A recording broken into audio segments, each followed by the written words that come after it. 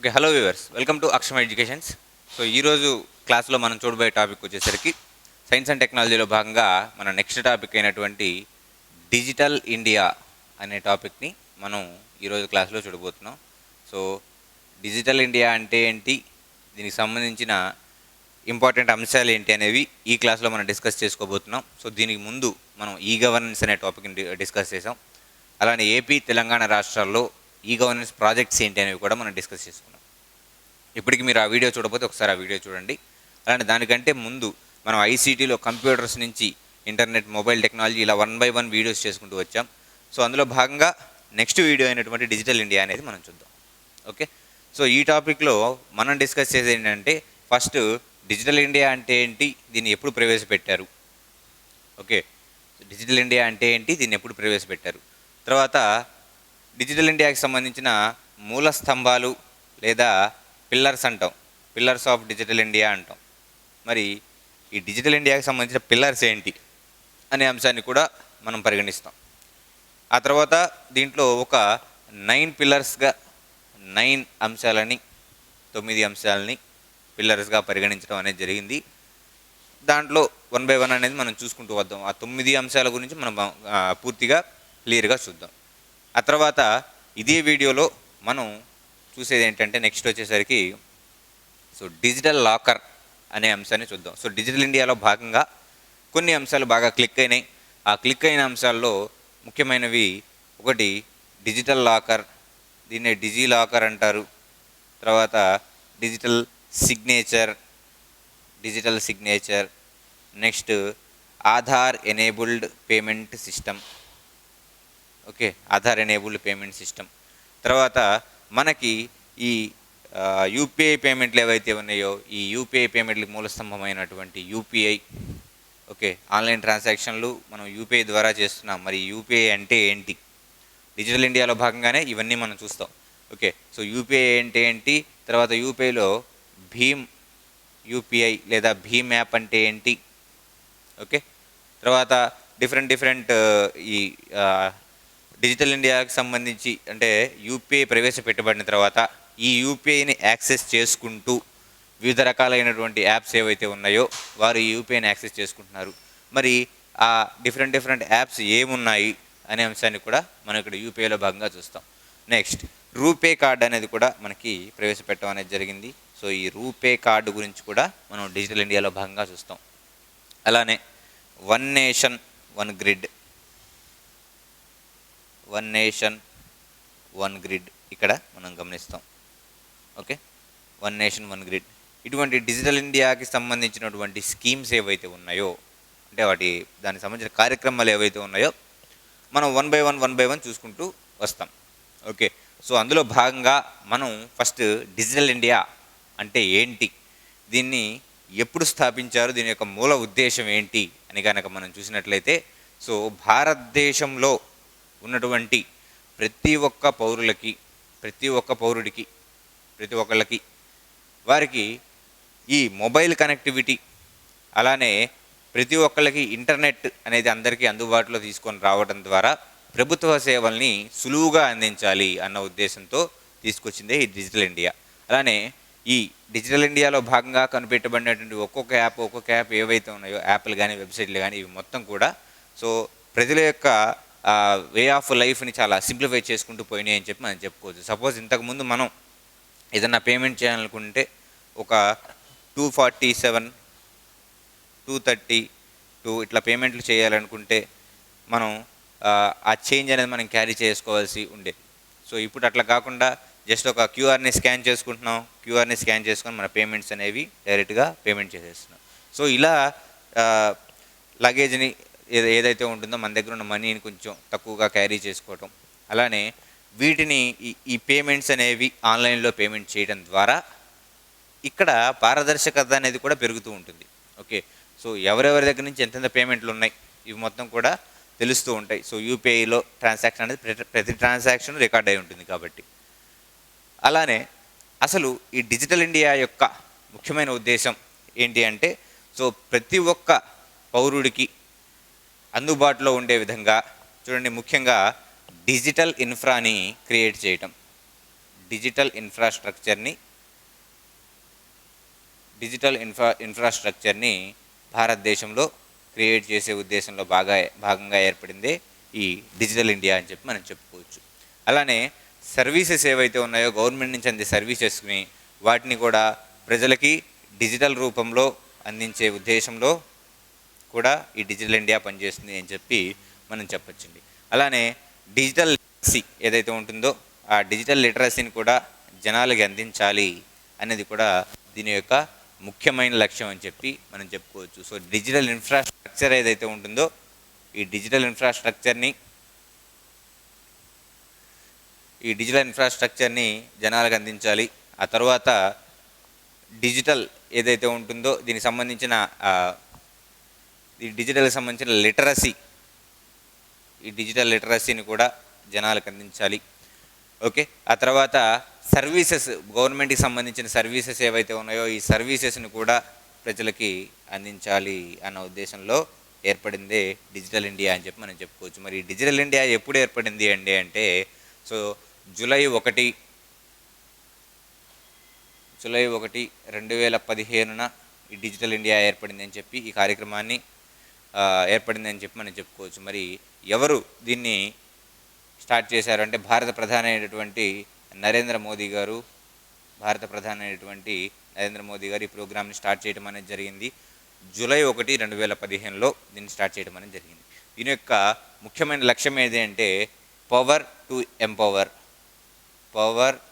To empower అనే ముఖ్యమైన ఉద్దేశంలో ఈ డిజిటల్ ఇండియా ప్రోగ్రామ్ అనేది నడుస్తూ ఉంటుంది అని చెప్పి మనం చెప్పుకోవచ్చు. మరి ఈ ప్రోగ్రామ్ని నడిపించే సంస్థ ఏది అంటే చూడండి, DIETY, department of electronics and information technology ఏదైతే ఉంటుందో ఈ DIETY సంస్థ ఈ డిజిటల్ ఇండియా ప్రోగ్రామ్ని, దీనికి సంబంధించిన కార్యక్రమాలన్నీ రూపొందిస్తూ ఉంటుంది అని చెప్పి మనం చెప్పుకోవచ్చు. మరి డిజిటల్ ఇండియాలో ముఖ్యంగా 3 అంశాలని మనం గుర్తుపెట్టుకుంటే, ఒకటి డిజిటల్ ఇన్ఫ్రాస్ట్రక్చర్ని దేశమంతా క్రియేట్ చేయాలి. డిజిటల్ ఇన్ఫ్రాస్ట్రక్చర్ అంటే ఏంటి అంటే చూడండి, ప్రజలందరికీ హై స్పీడ్ ఇంటర్నెట్ని ప్రొవైడ్ చేయాలి.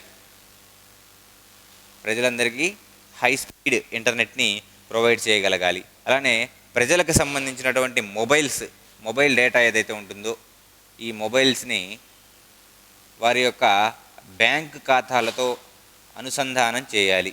ఓకే, సో ప్రజలకు సంబంధించిన మొబైల్ నెంబర్స్ ఏవైతే ఉన్నాయో వీటన్నిటిని బ్యాంక్ ఖాతాలకు అనుసంధానం చేయాలి.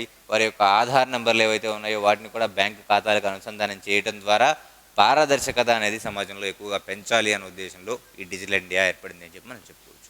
సో అందులో భాగంగానే క్రియేషన్ ఆఫ్ డిజిటల్ ఇన్ఫ్రాస్ట్రక్చర్ అనేది ఉంది అని చెప్పి మనం చెప్పుకోవచ్చు. అలానే ప్రజలు ఎవరైతే ఉన్నారో వాళ్ళకి సర్వీసులు అంటే ప్రభుత్వానికి సంబంధించిన సర్వీసులు ఏవైతే ఉన్నాయో వాటికి చేకూర్చడానికి CSCలను కూడా ఏర్పాటు చేయడం అనేది జరిగింది. కామన్ సర్వీస్ సెంటర్స్ని కూడా ఏర్పాటు చేశారు అని చెప్పి మనం చెప్పొచ్చండి. నెక్స్ట్, ఇక్కడ డిజిటల్ సర్వీసులు ప్రజలకు అందించాలి అంటే ఏంటి అంటే ఈజ్ ఆఫ్ డూయింగ్ బిజినెస్ ఏదైతే ఉంటుందో ఈ ఈజ్ ఆఫ్ డూయింగ్ బిజినెస్ని ఎక్కువగా పెంచడం వల్ల రాష్ట్రానికి సంబంధించి ఇన్వెస్ట్మెంట్లు అనేవి ఎప్పుడు పెరుగుతూ ఉంటాయి. ఓకే, రాష్ట్రానికి సంబంధించిన ఇన్వెస్ట్మెంట్లు అనేవి పెరుగుతూ ఉంటాయి. అలానే ప్రజల్ని మ్యాక్సిమం ఆన్లైన్ ట్రాన్సాక్షన్స్ చేయటం వల్ల ఓకే, సో ఆన్లైన్ ట్రాన్సాక్షన్స్ అనేవి ఎక్కువగా చేయటం వల్ల కూడా ఈ డిజిటల్ సర్వీసులు ఏవైతే ఉన్నాయో వీటిని యూజ్ చేసుకుంటూ ఆన్లైన్ ట్రాన్సాక్షన్స్ కూడా ఎక్కువగా చేస్తూ ఉంటారు అని చెప్పి మనం చెప్పుకోవచ్చు. నెక్స్ట్, ప్రజలకు సంబంధించినటువంటి ఈ డిజిటల్ సర్వీసుల్లో భాగంగా ఇంకొకటి మనం చూసినట్లయితే వీరికి సంబంధించినటువంటి ఈ సర్వీసులు ఏవైతే ఉన్నాయో ఇవన్నీ కూడా పేపర్లెస్గా చేయొచ్చండి. ఓకే, సో పేపర్లెస్గా చేయొచ్చు. చూడండి, ఇక్కడ మనం ఇందా మాట్లాడుకున్న డిజీ లాకర్ అని చెప్పి. సో ఇంతకుముందు మనకి ఎక్కడైనా ట్రాఫిక్లో మనల్ని కానిస్టేబుల్స్ కానీ ఎవరైనా ఆపితే, ట్రాఫిక్ పోలీసులు ఆపితే అక్కడ మనం ఇంతకుముందు ఫిజికల్గా ఈ సర్టిఫికేట్స్ అనేవి లేదంటే మన డ్రైవింగ్ లైసెన్స్ కార్డ్స్ కానీ బండి రిజిస్ట్రేషన్ కార్డ్స్ కానీ ఇవన్నీ ఫిజికల్గా చూపించాల్సి వచ్చేది. కానీ ఇప్పుడు ఈ డిజీ లాకర్లో ఇట్లాంటి వాటిలో మన సర్టిఫికేట్స్ని మనం స్టోర్ చేసుకొని ఎప్పుడు కావాలంటే అప్పుడు ఈ జస్ట్ మనం ఆధార్తో మనం లాగిన్ అయిపోయి ఆ సర్టిఫికేట్స్ మొత్తం మనకి అవైలబుల్ ఉంటాయి కాబట్టి సో ఇందులో పెట్టిన సర్టిఫికేట్స్ ఏవైతే ఉన్నాయో అవి కూడా ఫిజికల్ ఫార్మాట్స్ ఉన్న సర్టిఫికేట్స్కి సమానం అని చెప్పి చెప్పుకోవచ్చు. ఓకే, సో లగేజ్ అనేది క్యారీ చేయకుండా, ఓకే, ఎక్కడన్నా మిస్ అవుతుంది అనే ఇబ్బంది లేకుండా జస్ట్ మనం మొబైల్ యాప్లో లాగిన్ అయిపోయి సో మన సర్టిఫికేట్స్ ఇవి అని చూపించేస్తే ఓకే అని చెప్పి చెక్ చేసి పంపించేస్తాం. సో ఈ విధంగా ఈ డిజిలాకర్లు ఇటువంటివన్నీ పేపర్లెస్గా పనిచేస్తూ ఉంటాయని చెప్పి మనం చెప్పుకోవచ్చు. ఓకే, అలానే ఈ కేవైసీ ప్రాసెస్లో కూడా ఈ కేవైసీ ప్రాసెస్ ఏదైతే ఉంటుందో దీని ద్వారా ఆధార్ని బ్యాంకుకి అనుసంధానం చేయడం, బ్యాంక్ ఖాతాకి అనుసంధానం చేయడం, అలానే ఆధార్ని పాన్ కార్డుతో అనుసంధానం చేయడం, ఇటువంటి సర్వీసులన్నీ కూడా ఏర్పడ్డాయని చెప్పి మనం చెప్పుకోవచ్చు. నెక్స్ట్, డిజిటల్ లిటరసీ అనేది ప్రజలందరికీ అందజేయాలి. మరి డిజిటల్ లిటరసీని అందజేయాలంటే ఈరోజు ప్రతి చిన్న పాన్ షాపుల్లో కూడా ఈ డిజిటల్ పేమెంట్ సిస్టమ్ అనేది అందుబాటులో వచ్చింది. మనం ఏ పేమెంట్ చేసినా కానీ డిజిటల్గా యాక్సెప్ట్ చేస్తున్నారు. ప్రతి చిన్న పాన్ డబ్బాలకు కూడా క్యూఆర్ కోడ్ ఒకటి పెట్టుకుంటున్నారు, మనం పేమెంట్ అనేది చేస్తున్నాం.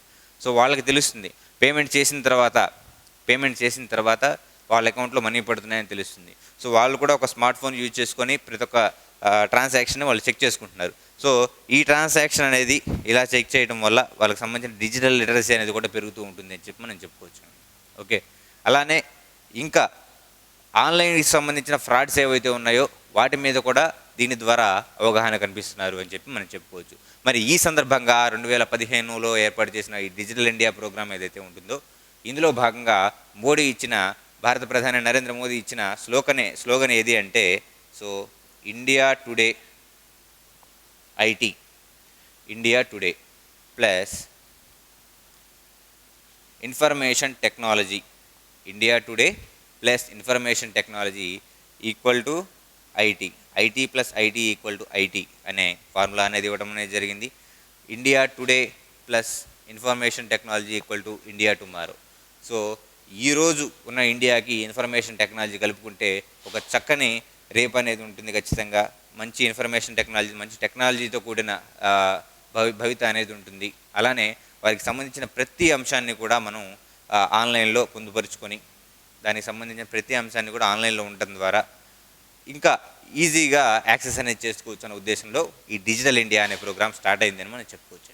మరి డిజిటల్ ఇండియాకి సంబంధించి మూల స్తంభాలు 9 అనుకున్నాం. So pillars of digital India అనేవి 9 ఉన్నాయని చెప్పి మనం చెప్పుకున్నాం. సో ఇప్పుడు అవేంటి అనేది ఇప్పుడు మనం చూద్దాం. సో బేసిక్గా డిజిటల్ ఇండియా అనేది భారతదేశంలో టెక్నాలజీ ఏదైతే ఉంటుందో ఈ టెక్నాలజీని భారతదేశంలో ప్రజలందరికీ పంచుతూ వాళ్ళని టెక్నాలజీ పరంగా ఎంపవర్ చేసే ఉద్దేశంతో ప్రవేశపెట్టబడిన కార్యక్రమం. 2015లో ఈ ప్రోగ్రామ్ స్టార్ట్ చేశారని మనం చెప్పుకోవచ్చు. మరి 9 మెయిన్ పాయింట్స్గా తీసుకొని సో ఈ 9 రకాలుగా మనం ఈ ప్రోగ్రామ్ని ముందుకు తీసుకెళ్ళగలిగితే ఇంకా ప్రజల్లో ఎక్కువ మంది దీని ద్వారా లిటరేట్ అవుతారు అని చెప్పే ఉద్దేశంలో 9 ప్రోగ్రామ్స్ అనేవి పెట్టడం జరిగింది. అందులో మొదటిది broadband highways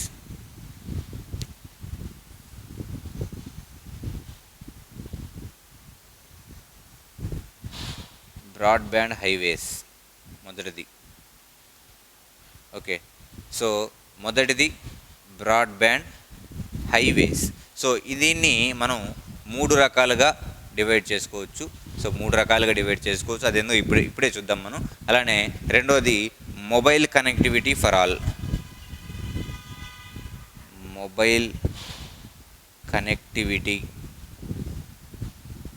for all people, అంటే దేశంలో ఉన్న ప్రజలందరికీ మొబైల్ కనెక్టివిటీని అందించడం. ఓకే, నెక్స్ట్ మూడోది public internet access programme.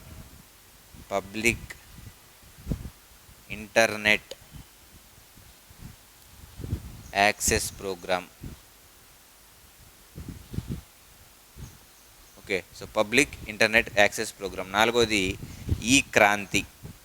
So దీని గురించి మనం మాట్లాడుకున్నాం. నెక్స్ట్ ఐదోది ఈ గవర్నెన్స్. లాస్ట్ వీడియో అంతా దీన్ని మనం చేయడం అనేది జరిగింది. ఐదోది ఈ గవర్నెన్స్ అని చెప్పి మనం చెప్పుకోవచ్చు. నెక్స్ట్ ఆరోది ఐటీ ఫర్ ఆల్ అంటే అందరికీ అందుబాటులో information technology. So IT for all అనే ప్రోగ్రామ్ అనేది ఉంటుంది. Next early harvesting programme. Harvesting programme. Okay, so ఏడవది ఎర్లీ హార్వెస్టింగ్ ప్రోగ్రామ్ అని చెప్పి మనం చెప్పుకోవచ్చు. నెక్స్ట్, భారతదేశంలో ఎలక్ట్రానిక్స్ డివైజెస్ ఏవైతే ఉంటాయో ఈ ఎలక్ట్రానిక్ డివైజెస్ యొక్క మ్యానుఫ్యాక్చరింగ్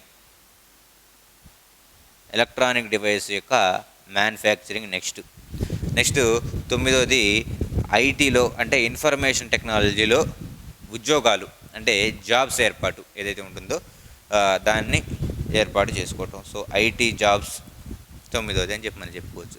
సో ఈ 9 డిజిటల్ ఇండియా యొక్క మెయిన్ పిల్లర్స్ అని మనం చెప్పుకోవచ్చు. మరి ఈ బ్రాడ్బ్యాండ్ హైవేస్ అంటే ఏంటి అనేది, ఆ తర్వాత ఈ 9 ఏంటి అనేది వన్ బై వన్ మనం చూసుకుంటూ వద్దాం. దాంట్లో మనం ఈ గవర్నెన్స్ గురించి ఆల్రెడీ ఒక టాపిక్లో మనం డిస్కస్ చేసుకున్నాం కాబట్టి దీని గురించి మనం ఇక్కడ తక్కువగా చూద్దాం. అంటే ఏంటి అనేది మనం చూద్దాం. ఒక టాపిక్ దానికోసం స్పెషల్గా చేసే కాబట్టి ఆ టాపిక్ మనం ముందు రిలీజ్ చేసాం, ఒకసారి అది కూడా చూడండి మీరు. రైట్, మరి బ్రాడ్బ్యాండ్ హైవేస్ అంటే ఏంటి? మరి హైవేస్ అంటే హైవేస్ సంబంధించింది కాదండి, ఆ చుట్టుపక్కల ఉన్న ప్రాంతాలు ఏవైతే ఉన్నాయో వాటిలో గ్రామీణ ప్రాంతాల్లో కూడా వారందరికీ బ్రాడ్బ్యాండ్ అందించాల్సిన ఉద్దేశం, పట్టణాల్లో ఎవరైతే ఉన్నారో వారికి కూడా బ్రాడ్బ్యాండ్ అందించాల్సిన ఉద్దేశం. ఈ అందరికీ బ్రాడ్బ్యాండ్ అందించి లేదా అందరికీ ఇంటర్నెట్ అందుబాటులోకి తీసుకురావటం వల్ల అందరికీ ఇన్ఫర్మేషన్ అనేది కూడా అందుబాటులో ఉంటుంది. దానివల్ల ఈజీ యాక్సెస్ అనేది పెరుగుతూ ఉంటుంది అనే ఉద్దేశంలో ఈ బ్రాడ్బ్యాండ్ హైవేస్ అని పెట్టడం అనేది జరిగింది. సో హైవే మీద బ్రాడ్బ్యాండ్కి సంబంధించిన కనెక్షన్లు ఇవ్వటం కాదు, చుట్టుపక్కల ఉన్న గ్రామాలు ఏవైతే ఉన్నాయో అన్ని గ్రామాలకి అలానే పట్టణాల్లో ఉన్న ప్రజలకి వీళ్ళకు కూడా అందించడం అనే ఉద్దేశంతో ఏర్పాటు చేయడం అనేది జరిగింది. సో ఇందులో 3 అంశాలు మెయిన్గా మనం చూసుకోవాలి.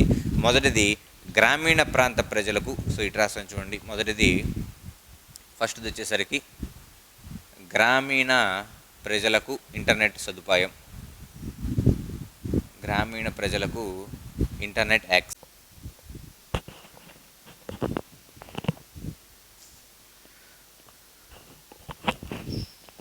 రైట్, డిజిటల్ ఇండియాకి సంబంధించి ఈ లెసన్లో మనం కంటిన్యూషన్ చూద్దామండి. సో దీంట్లో డిజిటల్ ఇండియాకి సంబంధించి మొత్తం 9 మూల స్తంభాలు ఉన్నాయని చెప్పుకున్నాం. సో అందులో మొదటిది అంటే పిల్లర్స్ ఆఫ్ డిజిటల్ ఇండియా ఏదైతే ఉంటుందో దాంట్లో మొత్తం 9 పార్ట్స్ అని చెప్పుకున్నాం.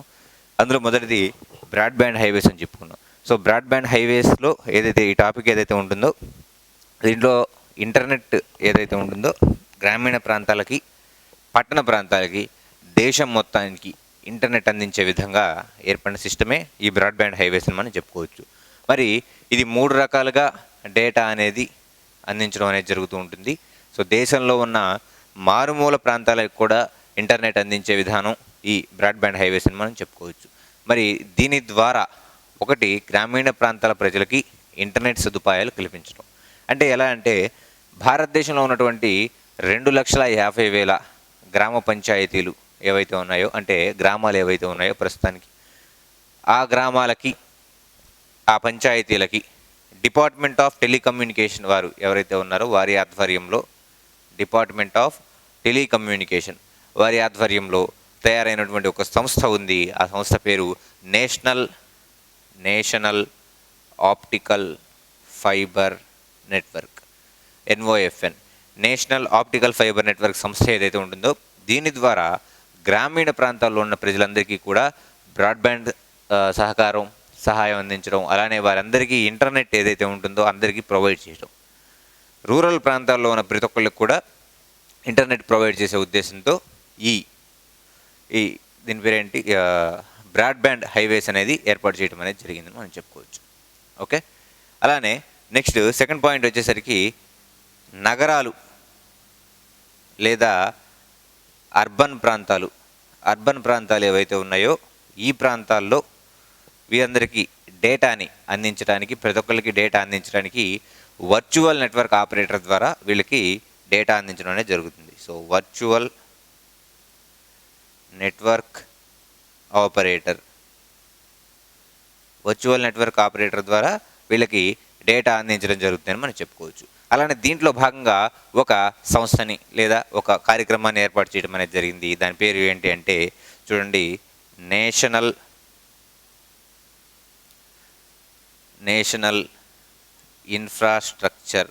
సో NII అని చెప్పి ఒక ఆ, కార్యక్రమాన్ని దీనిలో భాగంగా స్టార్ట్ చేయడం అనేది జరిగింది.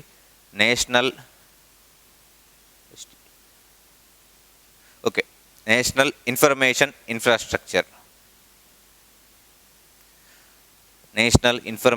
ఇన్ఫ్రాస్ట్రక్చర్ అనే ఒక ప్రోగ్రామ్ని ఏర్పాటు చేయడం జరిగింది. దీన్ని షార్ట్కట్లో NII అనే పేరుతో పిలుస్తూ ఉంటాం. NII. Okay, national information infrastructure.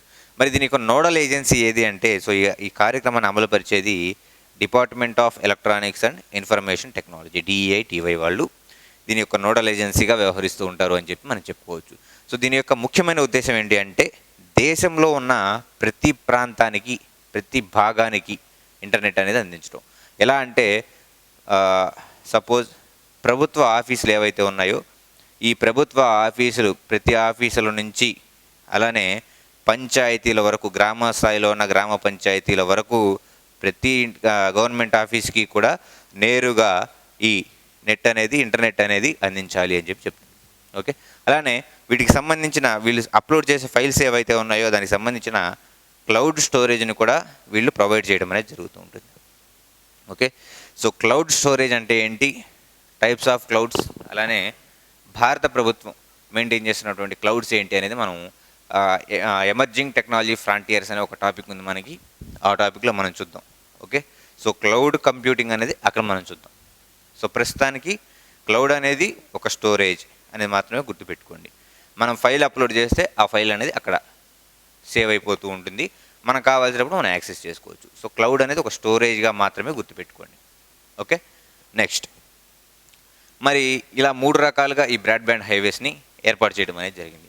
So ఇందులో భాగంగా చూడండి, ఇక్కడ ఈ బ్రాడ్బ్యాండ్ హైవేస్ ఏవైతే ఉన్నాయో, ఇలా గ్రామీణ ప్రాంతాలు, పట్టణ ప్రాంతాలు వీటన్నిటికీ ఇంటర్నెట్ అందించే భాగంగా కొన్ని సంస్థల్ని ఏర్పాటు చేయడం అనేది జరిగింది.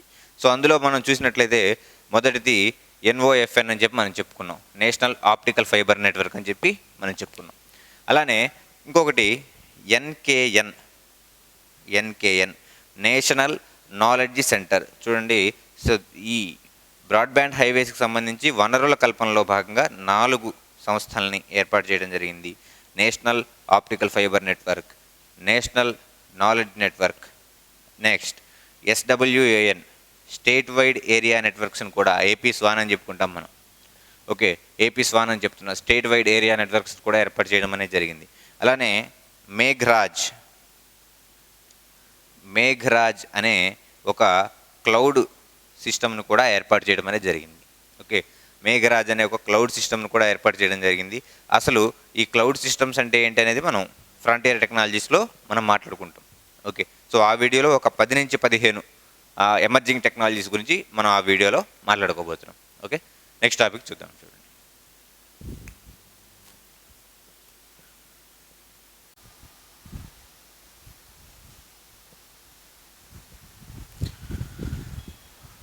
ఓకే రైట్ అండి. సో ఇది బ్రాడ్బ్యాండ్ హైవేస్ గురించి. నెక్స్ట్ ఇందులో భాగంగా సెకండ్ పార్ట్ అయినటువంటి mobile connectivity for all. So mobile connectivity అంటే భారతదేశంలో ఉన్నటువంటి ప్రతి ప్రాంతానికి ఇంటర్నెట్ అందించాలి అన్న ఉద్దేశంలో ఈ మొబైల్ కనెక్టివిటీ ఫర్ ఆల్ అని చెప్పడం అనేది జరిగింది. సో దీంట్లో భాగంగా దేశంలో ఉన్నటువంటి 55,619 గ్రామాలు ఏవైతే ఉన్నాయో వీటిని ఒక గ్రిడ్ లాగా కనెక్టివిటీ అనేది ఏర్పాటు చేయటం. అలానే మన ఈశాన్య రాష్ట్రాలు ఏవైతే ఉన్నాయో ఈ ఈశాన్య రాష్ట్రాల్లో ఇట్లా గ్రిడ్లా కనెక్ట్ చేయడానికి ఒక స్కీమ్ అనేది ఉందండి. దాని పేరు కాంప్రహెన్సివ్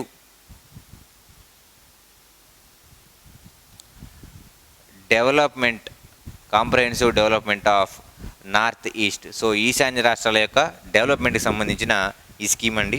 సో ఇందులో భాగంగా మొబైల్ నెట్వర్క్ అనేది అందరికీ ప్రొవైడ్ చేయాలి అనే ఉద్దేశంలో చేసిందే ఈ comprehensive development of north east. So ఇది మాత్రం ఈశాన్య రాష్ట్రాల వరకు ఉంటుంది. సో మిగతాదంతా మొబైల్ కనెక్టివిటీ ఫర్ ఆల్ అన్న భాగంలో దేశంలో ఉన్న ప్రజలందరికీ ఇంటర్నెట్ ప్రొవైడ్ చేయాలన్న ఉద్దేశంలో ఇది ఉంటుంది. Next, public internet access programme. So మరి పబ్లిక్ ఇంటర్నెట్ యాక్సెస్ ప్రోగ్రాంలో భాగంగా మనకి 2 రకాలుగా ఈ ప్రోగ్రామ్ని రన్ చేయడం అనేది జరుగుతూ ఉంటుందండి. ఈ 2 రకాల్లో కూడా ఒకటి మనం ఇందాక మాట్లాడుకున్నాం CSCలు అని చెప్పి మనం మాట్లాడుకున్నాం. మరి ఈ CSCలని ఏర్పాటు చేయటం, ఓకే, కామన్ సర్వీస్ సెంటర్స్ అన్నాం మనం ఇందా మాట్లాడుకున్నాం. మరి వీటిని ఏర్పాటు చేయటం. మరి దీనికి సంబంధించిన నోడల్ ఏజెన్సీ ఏదండి అంటే department of electronics and information technology ఎవరైతే ఉన్నారో వారి దీనికి నోడల్ ఏజెన్సీగా పనిచేస్తూ ఉన్నారు అని చెప్పి మనం చెప్పుకోవచ్చు. నెక్స్ట్ పోస్ట్ ఆఫీసులు ఏవైతే ఉన్నాయో ఈ పోస్ట్ ఆఫీస్ ద్వారా డిజిటల్ పేమెంట్స్, అలానే పోస్ట్ ఆఫీస్ ద్వారా ఎక్కువగా రీసెంట్గా మనం పోస్ట్ ఆఫీస్ సంబంధించిన మార్పులు కనుక గమనిస్తే పోస్టల్ పేమెంట్ బ్యాంక్, ఈ పోస్టల్ పేమెంట్ బ్యాంక్లో ఎఫ్డీలు ఫిక్స్డ్ డిపాజిట్లు వేసేయటం, అలానే ఈ ప్రక్రియ అంతా కూడా ఆన్లైన్లో జరుగుతుంది. సో ఇందులో భాగంగానే పబ్లిక్ ఇంటర్నెట్ యాక్సెస్ ప్రోగ్రామ్ అనేది పోస్టల్ డిపార్ట్మెంట్లో కూడా తీసుకొని రావడం అనేది జరిగింది. మరి ఈ పోస్టల్ డిపార్ట్మెంట్ని ప్రతి ఒక్క పోస్ట్ ఆఫీస్ని ఒక ఎంఎస్సిగా పరిగణించడం అనేది జరుగుతుంది. ప్రతి ఒక్క పోస్ట్ ఆఫీస్ని ఒక ఎంఎస్సిగా పరిగణిస్తారు. ఎన్ని పోస్ట్ ఆఫీసుల్లో ఈ డిజిటల్ ప్రోగ్రామ్ స్టార్ట్ అయింది అంటే 150,000 పోస్ట్ ఆఫీసుల్లో ఈ డిజిటల్ ప్రోగ్రామ్ స్టార్ట్ అయింది భారతదేశంలో అని చెప్పుకోవచ్చండి. ఓకే, 150,000 పోస్ట్ ఆఫీసులు డిజిటలైజేషన్ అయ్యాయి అని చెప్పి మనం చెప్పుకోవచ్చు. రైట్. నెక్స్ట్ ఈ గవర్నెన్స్ గురించి మనం చూసినట్లయితే మనం ఆల్రెడీ ఇందాక దీని ముందు వీడియోలో మనం డిస్కస్ చేసుకున్నాం ఈ గవర్నెన్స్ అనేది. సో ఈ గవర్నెన్స్ బేసిక్గా government to government, okay, so paperless governance అనేది ప్రజలకు ఇవ్వటం, అలానే ఎలక్ట్రానిక్ ఏదైతే ఉంటుందో ఈ విధానంలో టెక్నాలజీని ఉపయోగించుకొని ప్రజలకు మరింత చేరువై వారికి త్వరగా సేవలు అందించే విధానాన్ని ఈ గవర్నెన్స్ అని అంటారు. ఇది 4 రకాలుగా ఉంటుంది. Government to government, government to citizen, government to business, okay, అలానే గవర్నమెంట్ టు ఎంప్లాయీస్. ఇలా 4 రకాలుగా వీరు సేవలు అందించడం అనేది జరుగుతుందని మనం చెప్పుకోవచ్చు. దీని వరకు సెపరేట్గా ఒక యూనిట్ చేశాము, అది మీరు ఇంతకుముందు వీడియోలో చూడండి. Next IT for all. So ఈ క్రాంతి గురించి నేను చివరిలో మాట్లాడతాను, ఒకసారి చూద్దాం. సో ఐటీ ఫర్ ఆల్ గురించి మనం చూసినట్లయితే ఇన్ఫర్మేషన్ టెక్నాలజీ అనేది భారతదేశంలో ఉన్న ప్రతి ఒక్కళ్ళకి తెలియాలి. అలానే సమాచారం ఏదైతే ఉంటుందో ప్రభుత్వానికి సంబంధించిన సమాచారం అవ్వచ్చు, మన చుట్టుపక్కల ఉన్న సమాచారాలు అవ్వచ్చు, అలానే వాతావరణానికి సంబంధించిన సమాచారం అవ్వచ్చు, ఏదైనా కానీ సో నెట్వర్క్ అనేది ఉంటేనే ఆ ప్రాంతంలో వాళ్ళు ఎలా సురక్షితంగా ఉన్నారా, ఎలా ఉన్నారు, ప్రకృతి విపత్తులు సంభవించినప్పుడు ఎలా ఉన్నారు, ఇటువంటి విషయాలన్నీ కూడా ఎప్పుడైనా కానీ ఇంటర్నెట్ అవైలబుల్లో ఉన్నప్పుడే తెలుస్తూ ఉంటుంది. అందువల్ల ఇన్ఫర్మేషన్ టెక్నాలజీ అందరికీ అందుబాటులో ఉండాలి, సమాచారం అందరికీ అందుబాటులో ఉండాలి. ఎప్పుడైతే ఈ సమాచారం లేదా ఇంటర్నెట్ అనేది అందుబాటులో ఉందో అప్పుడు వీళ్ళు సోషల్ మీడియాని యూజ్ చేసుకొని వారికి సంబంధించిన ప్రతి ఇన్ఫర్మేషన్ తెలుసుకుంటూ ఉంటారు, ప్రపంచంలో సంబంధించిన ప్రతి విషయాలు తెలుసుకుంటూ ఉంటారు. వీరికి సంబంధించిన సమాచారం పోస్ట్ అనేది చేస్తూ ఉంటారు. ఓకే, సో ముఖ్యమైన కొన్ని ప్రాంతాల్లో వరదలు రావచ్చు, భూకంపాలు రావచ్చు, ప్రకృతి విపత్తులు సంభవించవచ్చు. ఇటువంటి టైంలో కూడా సోషల్ మీడియా నుంచి కాపాడుకోవడం అనేది జరిగింది కొన్ని సిచ్యువేషన్స్లో. అది దానికి మెయిన్ కీలకమైన పాయింట్ ఏంటంటే అందరికీ ఇంటర్నెట్ అందుబాటులో ఉంటే వారు ఈ ప్రాంతంలో ఇది నీడ్ ఉంది, ఖచ్చితంగా మీరు ఇటు రావాలి, వరదలు ఇక్కడ ఎక్కువగా ఉన్నాయి, సో ఇక్కడ ఫుడ్ అనేది లేదు, మీరు ఇక్కడ ఫుడ్ అనేది ఇవ్వాలి అని చెప్పడం కూడా ఇందులో ఒక భాగమే అని చెప్పుకోవచ్చు. ఓకే, సో బేసిక్గా చెన్నై వరదలు మీకు బాగా తెలిసే ఉంటాయి. చెన్నైలో వరదలు సంభవించినప్పుడు ఇంటర్నెట్ బాగా కీలక పాత్ర పోషించింది. ఓకే, సో ఫేస్బుక్లో పోస్టింగ్లు కానీ, ట్విట్టర్లో పోస్టింగ్లు కానీ ఇటువంటివన్నీ చేయడంతో సో ఆ ప్రాంతంలోనే గ్రూపులుగా ఫామ్ అయిపోయారు. ఉన్న సోర్స్ని యూజ్ చేసుకున్నారు. ప్రతి ఒక్కళ్ళు పోస్ట్ చేశారని కాదు, ఉన్న సోర్స్ని యూజ్ చేసుకొని ఎవరి దగ్గర అయితే ఉందో వాళ్ళందరూ పోస్ట్ చేసుకొని ఆ తర్వాత కేరళలో వరదలు సంభవించిన టైంలో కానీ ఇటువంటి అన్ని టైమ్స్లో కూడా ఇంటర్నెట్ అనేది అలానే సోషల్ మీడియా అనేది కీలక పాత్ర పోషించింది అని చెప్పుకోవచ్చు. ఓకే, సోషల్ మీడియా యాక్చువల్గా ఇలా వాడుకోవాలి, ఏది విజ్ఞానాన్ని పెంపొందించుకోవడానికి, అలానే మనకు కావాల్సిన ఇన్ఫర్మేషన్ని రాబట్టుకోవడానికి యూజ్ చేసుకోవాలి. మిగతా టైంపాస్ అనేది ఎప్పుడో ఒకసారి యూజ్ చేసుకుంటే సరిపోతుంది. కానీ మన దరిద్రం ఏంటంటే దేశాల్లో ఎక్కువగా రీల్స్ కానీ, టిక్టాక్ కానీ ఇవన్నీ వాడటం అనేది ఎక్కువగా జరిగింది. ఓకే, సో టిక్టాక్ అనేది బ్యాన్ చేస్తే ఒక రకంగా ఆనందపడిన వాళ్ళు చాలా ఎక్కువ మంది ఉన్నారు. బ్యాన్ చేసిన కొన్ని రోజులకే మళ్ళీ అదే ఫార్మేట్ని మళ్ళీ ఇన్స్టాగ్రామ్ వాళ్ళు, యూట్యూబ్ వాళ్ళు తీసుకుని రావడం జరిగింది. ఓకే, సో ఇచ్చిన సమాచారం కంటే దాంట్లో పనికిరాని కంటెంట్ అనేది చాలా ఎక్కువైపోతూ ఉంది. ఓకే, సో సరే అది పక్కన పెట్టేద్దాం. సో బేసిక్గా సోషల్ మీడియా, ఇంటర్నెట్ అనేది అందరికీ అందుబాటులో ఉంటే సోషల్ మీడియా ద్వారా కొన్ని మంచి పనులు కూడా చేయొచ్చు. ఓకే, సో అందువల్ల ఇంటర్నెట్ అనేది అందరికీ అందుబాటులో ఉండాలి. Next early harvesting programme. So ఇందులో భాగంగా ఎంప్లాయీస్ ఎవరైతే ఉన్నారో వారి నుంచి ఏదన్నా టాపిక్ అంటే మనం ఏదైనా సర్టిఫికేట్స్ కానీ వీటికి వెళ్ళినప్పుడు మీ సర్టిఫికేట్ ఏదైతే ఉంటుందో అది కంప్లీట్ అయిపోయింది అని చెప్పి వాళ్ళ దగ్గర నుంచి ఇన్ఫర్మేషన్ తెచ్చుకోవడానికే ఈ ఎర్లీ హార్వెస్టింగ్ ప్రోగ్రామ్ అనేది పెట్టమనేది జరిగింది. సో దీంట్లో భాగంగా ఎంప్లాయీస్ నుంచి ప్రజలకి ఈ గ్రీటింగ్స్ చూడండి, ఈ గ్రీటింగ్స్ అనే ఒక పద్ధతి మొదలైంది అని చెప్పి మనం చెప్పుకోవచ్చు. ఈ greetings. Okay, next electronics manufacturing. So భారతదేశంలో ఎలక్ట్రానిక్స్ అనేవి దేశీ ఎలక్ట్రానిక్స్ ఏవైతే ఉన్నాయో అవి ఉత్పత్తి చేసుకోవాలి అని చెప్పి ఉద్దేశంలో, అలానే 2020 నాటికంటే ఇది 2015లో చేసింది కాబట్టి 2020 నాటికి వీటి యొక్క దిగుమతి అనేది తగ్గించుకోవాలి.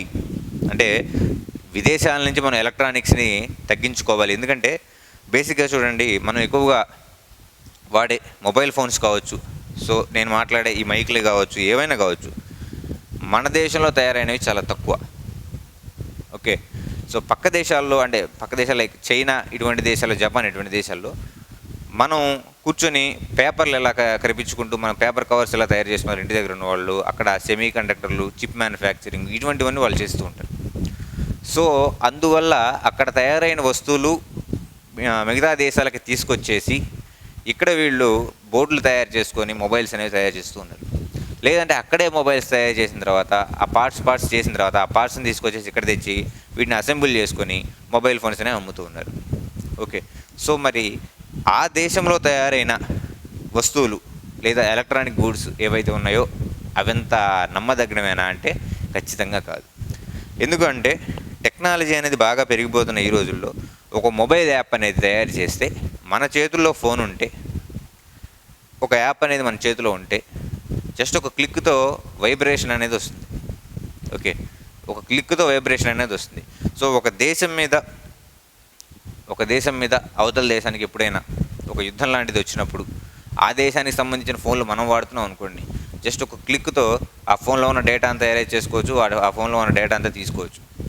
ఓకే, మరి దేశానికి సంబంధించిన ఇన్ఫర్మేషన్ ఏదైతే ఉంటుందో, ఇంపార్టెంట్ ఇన్ఫర్మేషన్ ఏదైతే ఉంటుందో, దేశానికి సంబంధించి ఈ బోర్డర్స్ ఏవైతే ఉంటాయో అక్కడి నుంచి మన దేశానికి చొరబడాలనుకున్న వాళ్ళకి ఇటుపక్క ఉన్న ఇన్ఫర్మేషన్ ఏదైతే ఉంటుందో అది తీసుకోవడం ఈజీగా ఉంటుంది. సో అందువల్ల భారతదేశానికి ఎవరైతే మిత్ర దేశాలుగా లేరో వారికి సంబంధించిన మొబైల్ ఫోన్లు కానీ వీటి మీద కొంచెం ఫోకస్ అనేది తగ్గించే ఉద్దేశంలో దేశానికి సంబంధించినటువంటి ఎలక్ట్రానిక్ మ్యానుఫ్యాక్చరింగ్ రంగాన్ని ముందుకు తీసుకెళ్ళాలి.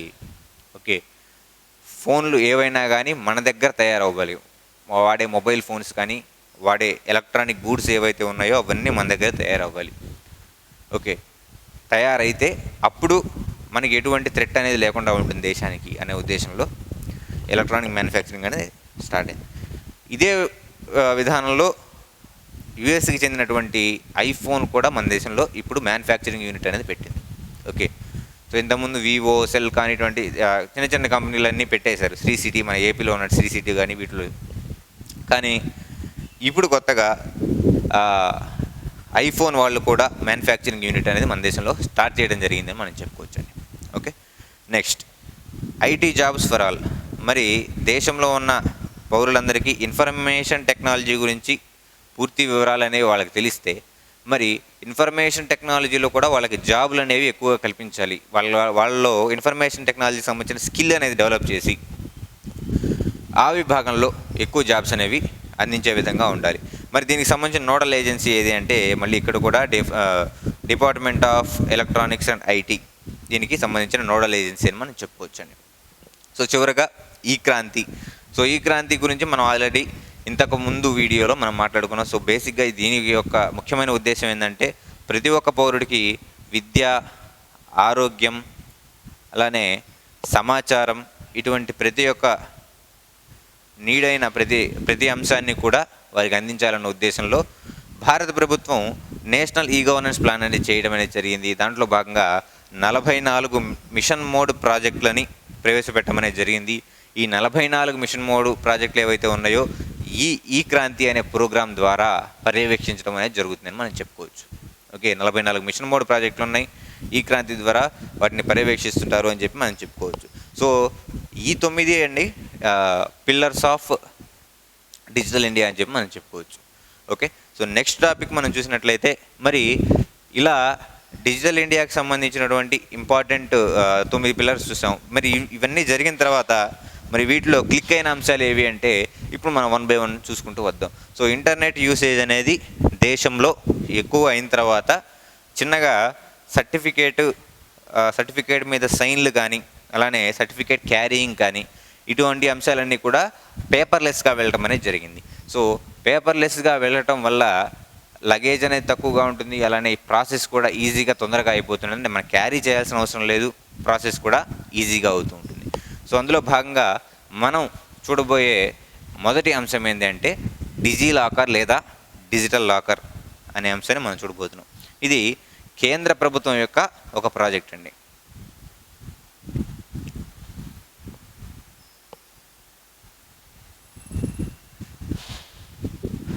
రైట్, డిజీ లాకర్ లేదా డిజిటల్ లాకర్ చూడండి ఒకసారి.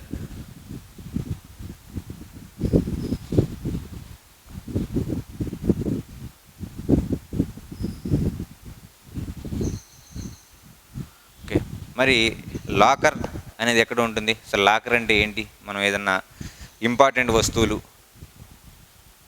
అత్యవసరమైన వస్తువులు లేదన్నా అత్యంత విలువైన వస్తువులు మనం దాచిపెట్టుకునే ఒక ప్రాంతాన్ని మనం లాకర్ అనే పేరుతో పిలుస్తున్నాం. ఇది బ్యాంక్ అవ్వచ్చు, మన ఇంటి బీరువాల్లో అవ్వచ్చు, ఎటువంటిదైనా కానీ లాకర్ అనే పేరుతో పిలుస్తుంటాం. మరి డిజిటల్ లాకర్ అంటే ఏంటి? Digital locker is nothing but మనకి సంబంధించిన డాక్యుమెంట్స్ ఏవైతే ఉంటాయో అవి మన దగ్గర ఒరిజినల్స్ ఉంటాయి. కానీ మనకు సంబంధించిన డాక్యుమెంట్స్ ఏవైతే ఉన్నాయో వీటంతా స్కాన్డ్ కాపీస్ని మనం అక్కడ ఈ లాకర్లో భద్రపరుచుకుంటాం. ఓకే, మనకు సంబంధించిన స్కాన్డ్ కాపీస్ని మనం ఇక్కడ అప్లోడ్ చేసుకొని ఎప్పుడు కావాలన్నప్పుడు యాక్సెస్ చేసుకుంటూ ఉంటాం. సో ఈ డిజిటల్ లాకర్ అనే విధానాన్ని ఎప్పుడు ప్రారంభించారు అంటే 2015 ఫిబ్రవరిలో ఈ డిజిటల్ లాకర్ విధానాన్ని ప్రారంభించడం అనేది జరిగింది.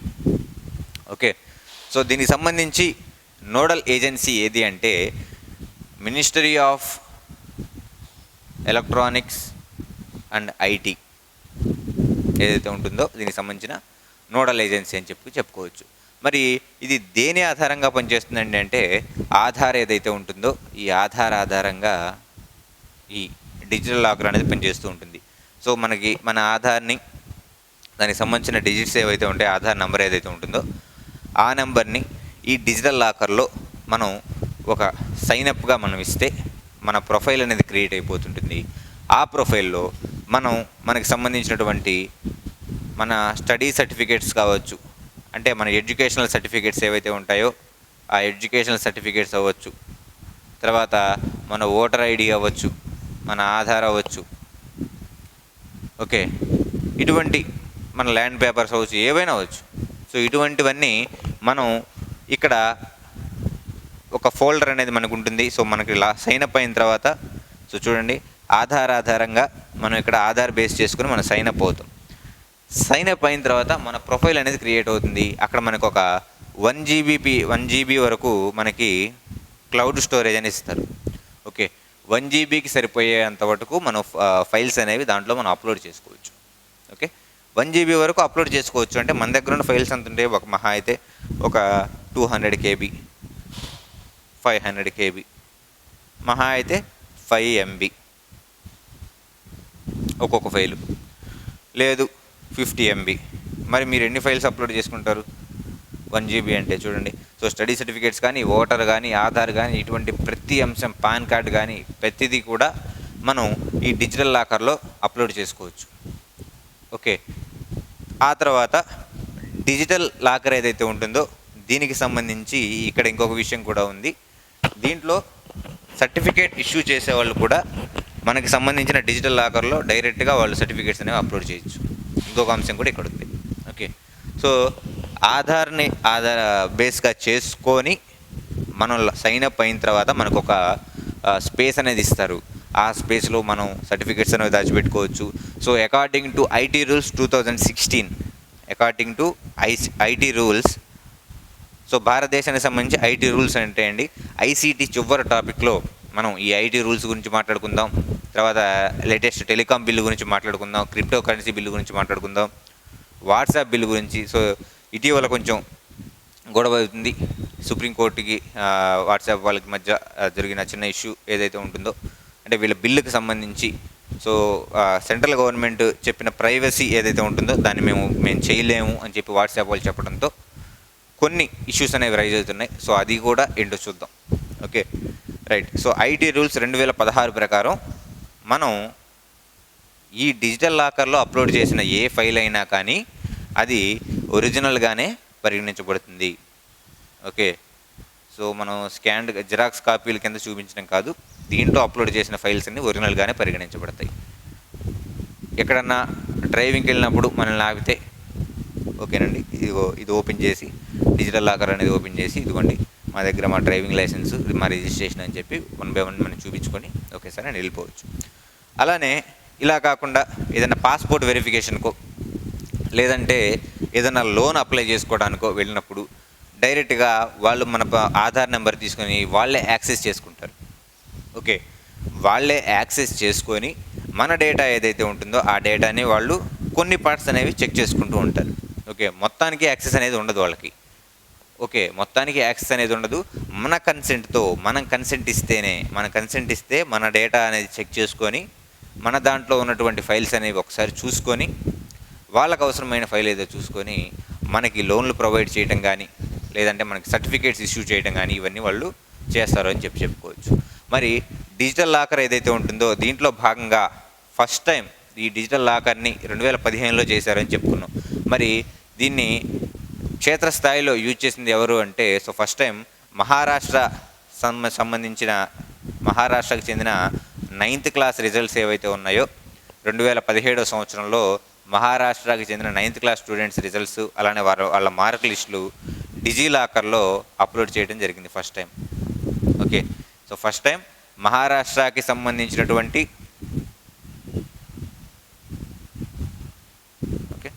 మహారాష్ట్రకి సంబంధించినటువంటి స్టూడెంట్స్కి సంబంధించిన డేటా ఏదైతే ఉంటుందో 9th క్లాస్ స్టూడెంట్స్ సంబంధించిన మార్క్ లిస్టులు అవి డిజిలాకర్లో సో ఫస్ట్ టైం అప్లోడ్ చేయడం జరిగింది అని చెప్పి మనం చెప్పుకోవచ్చండి. మరి ఈ డిజిలాకర్ ఏదైతే ఉంటుందో ఈ యాక్సెస్ చేసుకునేది ఎవరికి ఎలా ఉపయోగపడుతుందంటే సో చూడండి, ఒక మనిషి ఉన్నాడు, అతనికి కేవైసీ ఏదైతే ఉంటుందో ఒక లోన్ అనేది తీసుకుంటున్నారు. సపోజ్ అందరికీ అర్థమయ్యే మనం మాట్లాడుకుందాం. సో ఒక లోన్ అనేది తీసుకుంటున్నారు, ఒక బ్యాంకింగ్ లేదా ఒక ఆన్లైన్ లోన్ అనేది తీసుకుంటూ ఉన్నారు.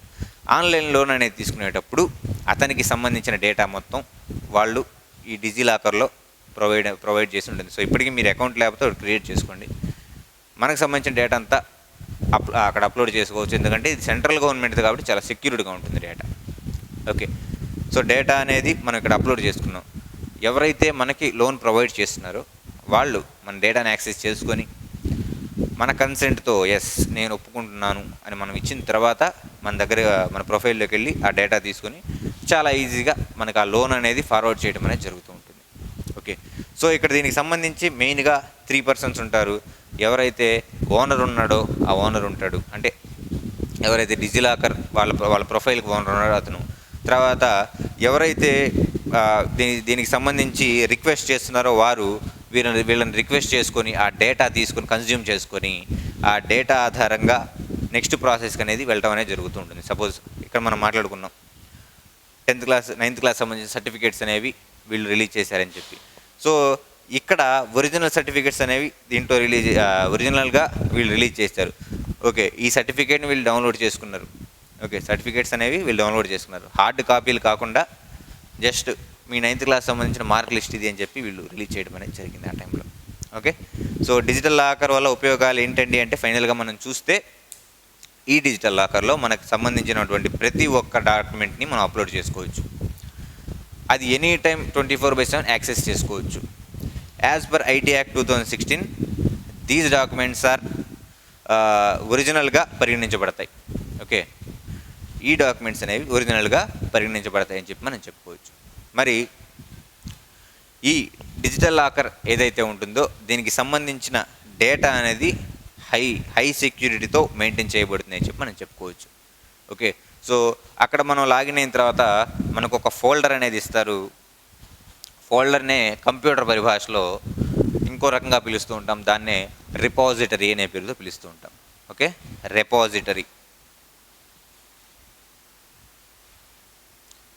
ఓకే, ఫోల్డర్ని రెపాజిటరీ పేరుతో పిలుస్తూ ఉంటాం. ఈ రెపాజిటరీలో మనం మన ఫైల్స్ని అప్లోడ్ చేసుకోవచ్చు. Okay, next so digital locker గురించి ఇదండి. మరి డిజిటల్ లాకర్లో మన డేటాని ఇంకొకరు యాక్సెస్ చేసుకోవడానికి రెడీగా ఉన్నారు, చేసుకోవాలి. ఎందుకంటే మనకు పాస్పోర్ట్ అనేది వాళ్ళు జారీ చేయాలి. ఆ జారీ చేయడానికి మన డేటా అనేది యాక్సెస్ చేసుకోవాలి. సపోజ్ మన పాన్ కార్డ్, ఓటర్ లేదా ఆధార్ ఇటువంటి అంశాలన్నీ వాళ్ళు తీసుకోవాలనుకున్నప్పుడు మన కన్సెంట్తో వాళ్ళు లాగిన్ అవ్వాలి. అంటే ఇక్కడ మరి ఇంకో విషయం మనం చూడాలి. అంటే ఈ సైన్ ఏదైతే ఉంటుందో మనం సైన్ చేస్తాం, దాన్నే మనం ఈ సైన్ అని చెప్తాం. ఓకే, మరి ఈ సైన్ గురించి కూడా మనం ఇప్పుడు చూద్దాం. ఈ సైన్ అనేది ఇస్తేనే వాళ్ళు మన డాక్యుమెంట్స్ని యాక్సెస్ చేసుకోగలుగుతారు. అంటే కన్సెంట్ అనేది ఇవ్వాలి మనం. ఓకే, నేను సైన్ చేసేసి సో మనకి చిన్న మొబైల్ ఏదైతే ఉంటుందో ఆ మొబైల్ ఇలా ఉంటే దాంట్లో మనకు ఒక అప్లికేషన్లో ఇంత పార్ట్లో సో ఫోన్ అనేది మీరు ఇలా తిప్పేసి సైన్ అనేది చేయండి, అడ్డంగా తిప్పేసి సైన్ అనేది చేయండి అని చెప్పి మనకి కన్సెంట్ అనేది ఇస్తూ ఉంటారు. సో ఎప్పుడైతే మీరు సైన్ చేశారో ఆ సైన్కి సంబంధించిన ఇమేజ్ ఏదైతే ఉంటుందో ఆ ఇమేజ్ కూడా వీళ్ళు స్టోర్ చేసుకుంటారు డిజిటల్ లాకర్లో. ఓకే, ఆ ఇమేజ్ని కూడా స్టోర్ చేసుకుంటూ ఉంటారు. అలానే ఈ సైన్కి సంబంధించిన మీరు చేసేటువంటి సపోజ్ చూడండి, ఇక్కడ ఇలా మీరు కనుక సైన్ చేశారనుకోండి, ఇదంతా కూడా ఈ డేటా అంతా కూడా మనకి అసిమెట్రిక్, చూడండి అసిమెట్రిక్ క్రిప్టో ఫార్మేట్లో సేవ్ అనేది అవుతుంది. అసిమెట్రిక్ క్రిప్టో ఫార్మేట్లో ఇది సేవ్ అవుతుంది అని చెప్పి మనం చెప్పుకోవచ్చు. డిజిటల్ లాకర్ యొక్క అథెంటికేషన్ కోసం డిజిటల్ సిగ్నేచర్ని వాడతాం. ఓకే, డిజిటల్ లాకర్ యొక్క అథెంటికేషన్ కోసం డిజిటల్ సిగ్నేచర్ అనేది వాడతాం. చూడండి, మీరు మనకి ఇంకా మీకు తెలియాలంటే అది డిజిటల్ సిగ్నేచర్ కాదు, మామూలుగా కన్సెంట్ లాంటి సిగ్నేచర్. సో మీకు ఏదైనా ఆర్డర్ వస్తే ఫ్లిప్కార్ట్లో కానీ దీంట్లో కానీ మీ చేత సైన్ అనేది చేయించుకుంటున్నారు. ఓకే, అది కూడా ఈ సైన్ లాంటిదే. కాకపోతే మనం ఇక్కడ మాట్లాడుకునేది డిజిటల్ సిగ్నేచర్ అనేది డిజిటల్ లాకర్లో భాగంగా ఉంటుంది. సో ఇటువంటి డిజిటల్ సిగ్నేచర్ ఏదైతే ఉంటుందో ఈ డిజిటల్ సిగ్నేచర్ని ఎవరు ఇమిటేట్ చేయడానికి ఉండదు. ఈ డిజిటల్ సిగ్నేచర్ని ఎవరు ఇమిటేట్ చేయడానికి ఉండదు. ఇది చాలా సెక్యూర్డ్. ఈ డిజిటల్ లాకర్కి అథెంటికేషన్ కోసం మనం దీన్ని వాడుతూ ఉంటాం. So authentication is nothing but login లేదా ఏదైనా సైన్ అప్ అయ్యి మనకు సంబంధించిన డేటాని ఇంకొకరు వాడుకోవడానికి మనం వాళ్ళకి వీళ్ళు అథెంటిక్ యూజరే, కరెక్ట్ యూజరే అని చెప్పి మనం కన్సెంట్ ఇవ్వటం, సైన్ చేయడం అనేది. ఓకే, మరి ఇటువంటి వీటిలో ఉన్న డేటా మన పాస్వర్డ్లు ఇవన్నీ ఎలా సేవ్ అవుతాయి, మన పాస్వర్డ్ అనేది ఉంటుంది కదా, వాళ్ళు ఎలా సేవ్ చేసుకుంటారంటే ఇక్కడ ఒక చిన్న టెక్నిక్ ఉందండి, దాని పేరు హ్యాషింగ్ అంటాం. హ్యాషింగ్, దీన్నే పాస్వర్డ్ హ్యాషింగ్ అని చెప్పి మనం చెప్తూ ఉంటాం. Okay, so password hashing. Suppose నేను చూడండి డిజిటల్ ఇండియా అని టాపిక్ అనేది చెప్తున్నాను. నేను లాగిన్ అయ్యి నా పాస్వర్డ్ అనేది India@123 అని నేను పెట్టుకున్నాను అనుకోండి నా పాస్వర్డ్. మీ డేటాలో అంటే మీరు ఇలా పాస్వర్డ్ అనేది పెట్టుకున్నారు. మీరు సపోజ్ అక్షరం ఎడ్యుకేషన్ వెబ్సైట్లో లాగిన్ అయ్యి ఒక పాస్వర్డ్ పెట్టుకున్నారు. మరి ఈ పాస్వర్డ్ అనేది యాప్ డెవలప్ చేస్తున్న మేము చూడగలమా అంటే చూడలేము, చూడకూడదు కూడా. ఎందుకు అంటే సో డెవలప్మెంట్ చేసేటప్పుడు ఖచ్చితంగా కొన్ని రూల్స్ అనేవి ఉంటాయి. మీ పాస్వర్డ్ ఏదైతే ఉంటుందో ఈ పాస్వర్డ్ అనేది ఓపెన్గా ఇలా పెడితే ఈ పాస్వర్డ్ని అంటే డేటాబేస్లోకి వచ్చిన హ్యాకర్ ఎవరైతే ఉంటారో ఈ పాస్వర్డ్స్ అన్ని తీసుకొని వాటిని మిస్యూజ్ చేసే ఒక అంశం అనేది ఉంటుంది. సో అందువల్ల ఇక్కడ ఈ పాస్వర్డ్ అనేది ఇలా ఉండకుండా ఈ హ్యాషింగ్ అనే విధానాన్ని కనుక మనం వాడామంటే పాస్వర్డ్ హ్యాషింగ్ అంటాం. సో ఈ హ్యాషింగ్ అనే టెక్నాలజీ మనం వాడితే ఈ పాస్వర్డ్ అనేది ఇలా ఉండకుండా సపోజ్ E1213F182 తర్వాత సో ఇలా ర్యాండమ్ లెటర్స్గా మారిపోతూ ఉంటుంది. ఓకే, సో మీరు ఇచ్చేది ఇక్కడ India@123 అని ఇస్తే ఇంత ర్యాండమ్ లెటర్స్గా అది మారిపోతూ ఉంటుంది. సో పాస్వర్డ్ హ్యాషింగ్ అనేది చేస్తే మన డేటా అనేది సెక్యూర్గా ఉంటుంది ఎప్పుడైనా కానీ. ఓకే, మరి ఈ పాస్వర్డ్ హ్యాషింగ్ ఎవరు చేస్తున్నారంటే ఈ డిజిటల్ లాకర్ వాళ్ళు వీళ్ళకి సంబంధించి మనం అప్లోడ్ చేసిన డేటా ఏదైతే ఉంటుందో ఈ డేటాకి సంబంధించి మనం ఇచ్చే పాస్వర్డ్ ఏవైతే ఉంటాయో ఈ పాస్వర్డ్ కూడా హ్యాషింగ్ అనేది చేస్తూ ఉంటారని మనం చెప్పుకోవచ్చండి. మన పాస్వర్డ్ అనేది ఎన్క్రిప్ట్ చేసి ఎన్క్రిప్ట్ చేస్తారు. ఓకే, ఈ డేటాని ఎన్క్రిప్ట్ చేసుకుంటారు. సో ఎన్క్రిప్ట్ చేసింది, సో ఇక్కడ మనం 2 పదాలు గుర్తుపెట్టుకోవాలి. ఒకటి ఎన్క్రిప్షన్, రెండోది డిక్రిప్షన్.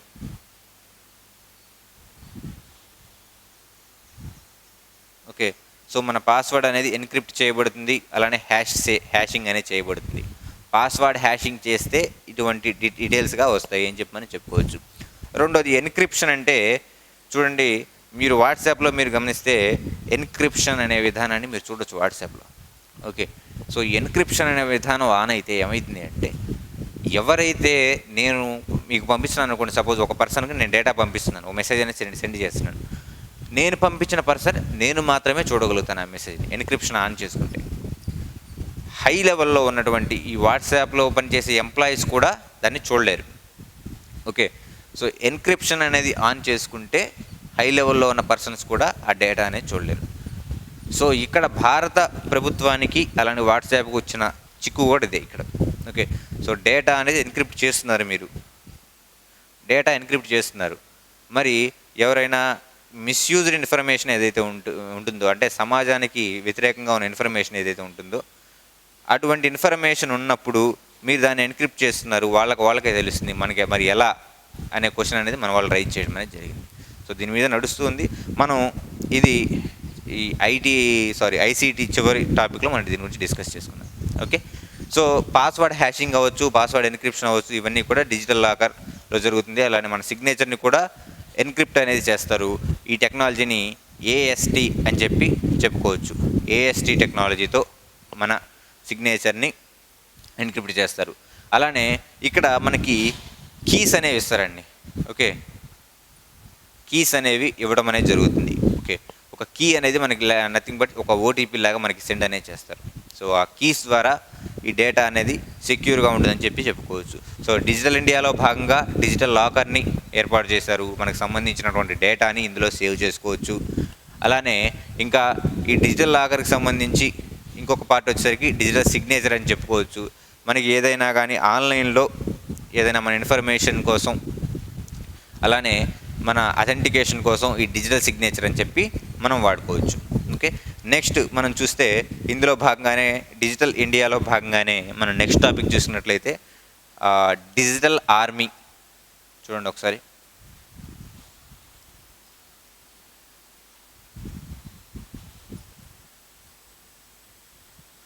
నెక్స్ట్ మనం చూసినట్లయితే డిజిటల్ ఆర్మీ.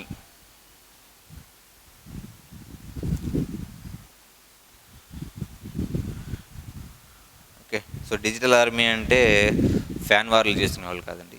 ఇక్కడ భారతదేశ ఆర్మీ ఏదైతే ఉంటుందో వీళ్ళకి సంబంధించినటువంటి ఒక క్లౌడ్ సిస్టమ్ ఇది. సో దీన్ని మనం 2015 సంవత్సరం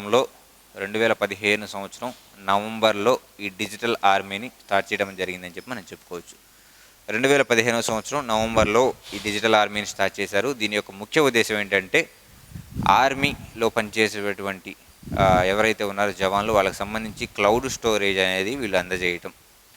ఆర్మీకి సంబంధించినటువంటి జవాన్లు ఎవరైతే ఉన్నారో వారికి క్లౌడ్ స్టోరేజ్ సర్వీసులను అందజేయడమే ఈ డిజిటల్ ఆర్మీ యొక్క ముఖ్యమైన ఉద్దేశం అని చెప్పి మనం చెప్పుకోవచ్చు. అథారిటీ, మరి ఇక్కడ మనం చూసినట్లయితే మన డేటా అంతా ప్రొవైడ్ చేస్తూ ఉన్నాం. మరి ఈ డేటా అనేది కామర్స్ వెబ్సైట్లో వాళ్ళు కావచ్చు, అలానే గవర్నెన్స్ ప్లాన్లో కావచ్చు, మన డేటా అనేది తీసుకుంటూ ఉన్నారు. మరి వీరు కరెక్టా కాదా అని చెక్ చేసే అథారిటీ ఏదంటే, సో ఈ కంట్రోలర్ ఆఫ్ సర్టిఫికేషన్ అథారిటీ. చూడండి, కంట్రోలర్ ఆఫ్ సర్టిఫికేషన్ అథారిటీ, దీన్నే మనం షార్ట్కట్లో సిసిఏగా దీన్ని పరిగణిస్తూ ఉంటాము అని చెప్పి మనం చెప్పుకోవచ్చు. Controller of certification authority. మరి ఐటీ యాక్ట్ ఏదైతే ఉంటుందో, ఈ ఐటీ యాక్ట్ 2000 సంవత్సరంలో చేయబడినటువంటి ఈ ఐటీ యాక్ట్ ఏదైతే ఉంటుందో, ఈ ఐటీ యాక్ట్లో భాగంగా దీన్ని ఎక్కడ ఏర్పాటు చేశారండి అంటే న్యూఢిల్లీలో దీన్ని ఏర్పాటు చేయడం అనేది జరిగింది. ఓకే, సో సర్టిఫికేషన్ అథారిటీలు ఏవైతే ఉన్నాయో ఈ అథారిటీలన్నిటికీ ఇది హెడ్గా పనిచేస్తూ ఉంటుంది. ఇది ఈ కామర్స్ వెబ్సైట్లు అలానే ఈ గవర్నెన్స్కి సంబంధించినటువంటి అంశాలన్నిటి మీద కూడా ఇది పనిచేస్తూ ఉంటుందని చెప్పి మనం చెప్పుకోవచ్చు. సో వీటికి సంబంధించిన ప్రొటెక్షన్ ఏదైతే ఉంటుందో ఆ ప్రొటెక్షన్కి సంబంధించి డేటా ప్రొటెక్షన్కి సంబంధించిన విషయాల మీద ఇది పనిచేస్తూ ఉంటుందని చెప్పుకోవచ్చు అండి. ఓకే, ఇది సిసిఏ గురించి. సో నెక్స్ట్ ఇందులో మనం చూసేది ఏంటి అంటే so Aadhaar enabled payment system అనేది ఇప్పుడు మనం చూద్దాం. అలానే ఆధార్ ఎనేబుల్డ్ పేమెంట్ సిస్టమ్ తర్వాత మనం ఇక యూపీఐ అంటే ఏంటి, భీమ్ అంటే ఏంటి, మన ఇటువంటి విషయాలన్నీ కూడా మనం చూసుకుందాం. ఓకేనండి. సో భీమ్ యాప్ ఎప్పుడు ప్రవేశపెట్టారు, రూపే కార్డ్ అంటే ఏంటి, ఇది ఎప్పుడు ప్రవేశపెట్టారు, వన్ నేషన్ హైవే, ఇటువంటి అంశాలన్నీ కూడా. సో ఫాస్టాగ్ అంటే ఏంటి, ఇవన్నీ కూడా మనం చూద్దాం. సో 1 by 1 అని ఇప్పుడు మనం చూద్దాం. చూడండి. సో ఫస్ట్ మనం ఇందులో భాగంగా ఆన్లైన్ పేమెంట్స్ లేదా ఆధార్ ఎనేబుల్డ్ పేమెంట్స్ అంటే ఏంటి. So AEPS Aadhaar enabled payment system. Okay, so ప్రతి మన బ్యాంక్స్ ఏవైతే ఉన్నాయో మన బ్యాంక్ ఖాతాకి మన ఆధార్ నంబర్ని అనుసంధానం చేయడం ద్వారా మనం ఈ ఆధార్ ఎనేబుల్డ్ పేమెంట్ సిస్టమ్ అనేది మనం ఎనేబుల్ చేసుకోవచ్చు. అంటే మన ఆధార్ కార్డు మీద ఎన్ని బ్యాంక్ అకౌంట్స్ ఉన్నాయో ఆ బ్యాంక్ అకౌంట్స్ మొత్తం ఒక ప్లేస్లోకి వచ్చేసి సో ఇలా మీ ఆధార్ కార్డు మీద ఇన్ని ఉన్నాయి అని చెప్పి ఒక చోటకి తీసుకొచ్చేసి ఈ ఆధార్ కార్డు ద్వారా మనం ఆన్లైన్ పేమెంట్స్ అనేవి చేసుకోవచ్చు. ఆధార్ కార్డ్ నెంబర్ని బేస్ చేసుకొని మరి ఇటువంటి వాటికి ఉపయోగించే యాప్స్ ఏవి అంటే చూడండి ఒకసారి.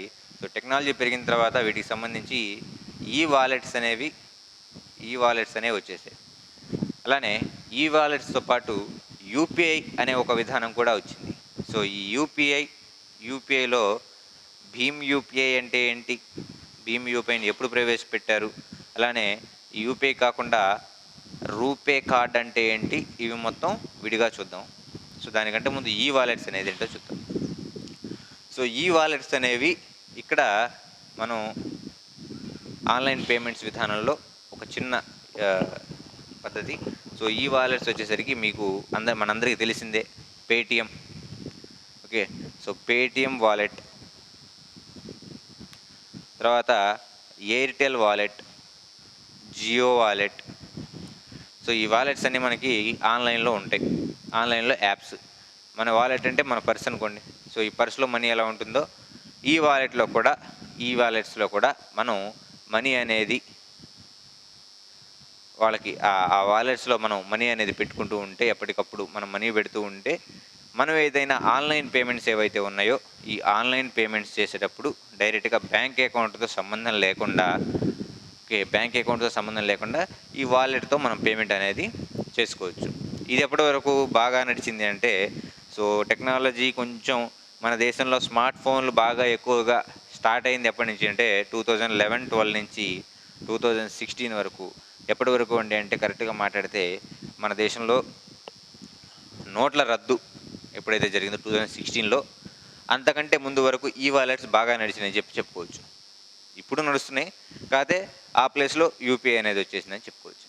ఓకే, సో ఈ వాలెట్స్ అనేవి అంతకుముందు వరకు బాగానే నడిచినాయి. సో ఇప్పుడు ఏంటంటే డైరెక్ట్గా యూపీఐ బేస్డ్ పేమెంట్స్ అనేవి జరుగుతున్నాయి కాబట్టి వాలెట్స్లో రీఛార్జింగ్ అనేది తగ్గిందని మనం చెప్పుకోవచ్చు. ఓకే, మరి అసలు యూపీఐ అని మాట్లాడుకుంటున్నాం. మరి యూపీఐ అంటే ఏంటి, అసలు భీమ్ అంటే ఏంటి అనేది ఇప్పుడు మనం చూద్దాం. ఓకేనండి. ఇక్కడ మనం డిజిటల్ పేమెంట్స్ లేదా ఆధార్ ఎనేబుల్డ్ పేమెంట్స్ అనే టాపిక్ని మనం చూసుకుంటూ వస్తున్నాం. మరి డిజిటల్ పేమెంట్స్లో భాగంగా మనం చూసినట్లయితే యూపీఐ గురించి అలానే భీమ్ యాప్ గురించి మనం చూడాలి. సో అంతకంటే ముందు అసలు క్యాష్ లేకుండా పేమెంట్ చేసే విధానాన్ని మనం చూసాం, ఈ వాలెట్స్ గురించి చూసాం, అలానే యూపీఐ అంటే ఏంటి అనేది ఇప్పుడు మనం చూద్దాం. సో అందులో భాగంగా చూడండి 1 by 1 మనం చూద్దాం. సో ఫస్ట్ యూపీఐ గురించి చూద్దాం. యూపీఐ గురించి చూసిన తర్వాత చూడండి ఫస్ట్ యూపీఐ అంటే ఏంటి అనేది చూద్దాం. నెక్స్ట్ యూపీఐ తర్వాత ఎన్సిపిఐ అంటే ఏంటి, ఎన్పిసిఐ అంటే ఏంటి,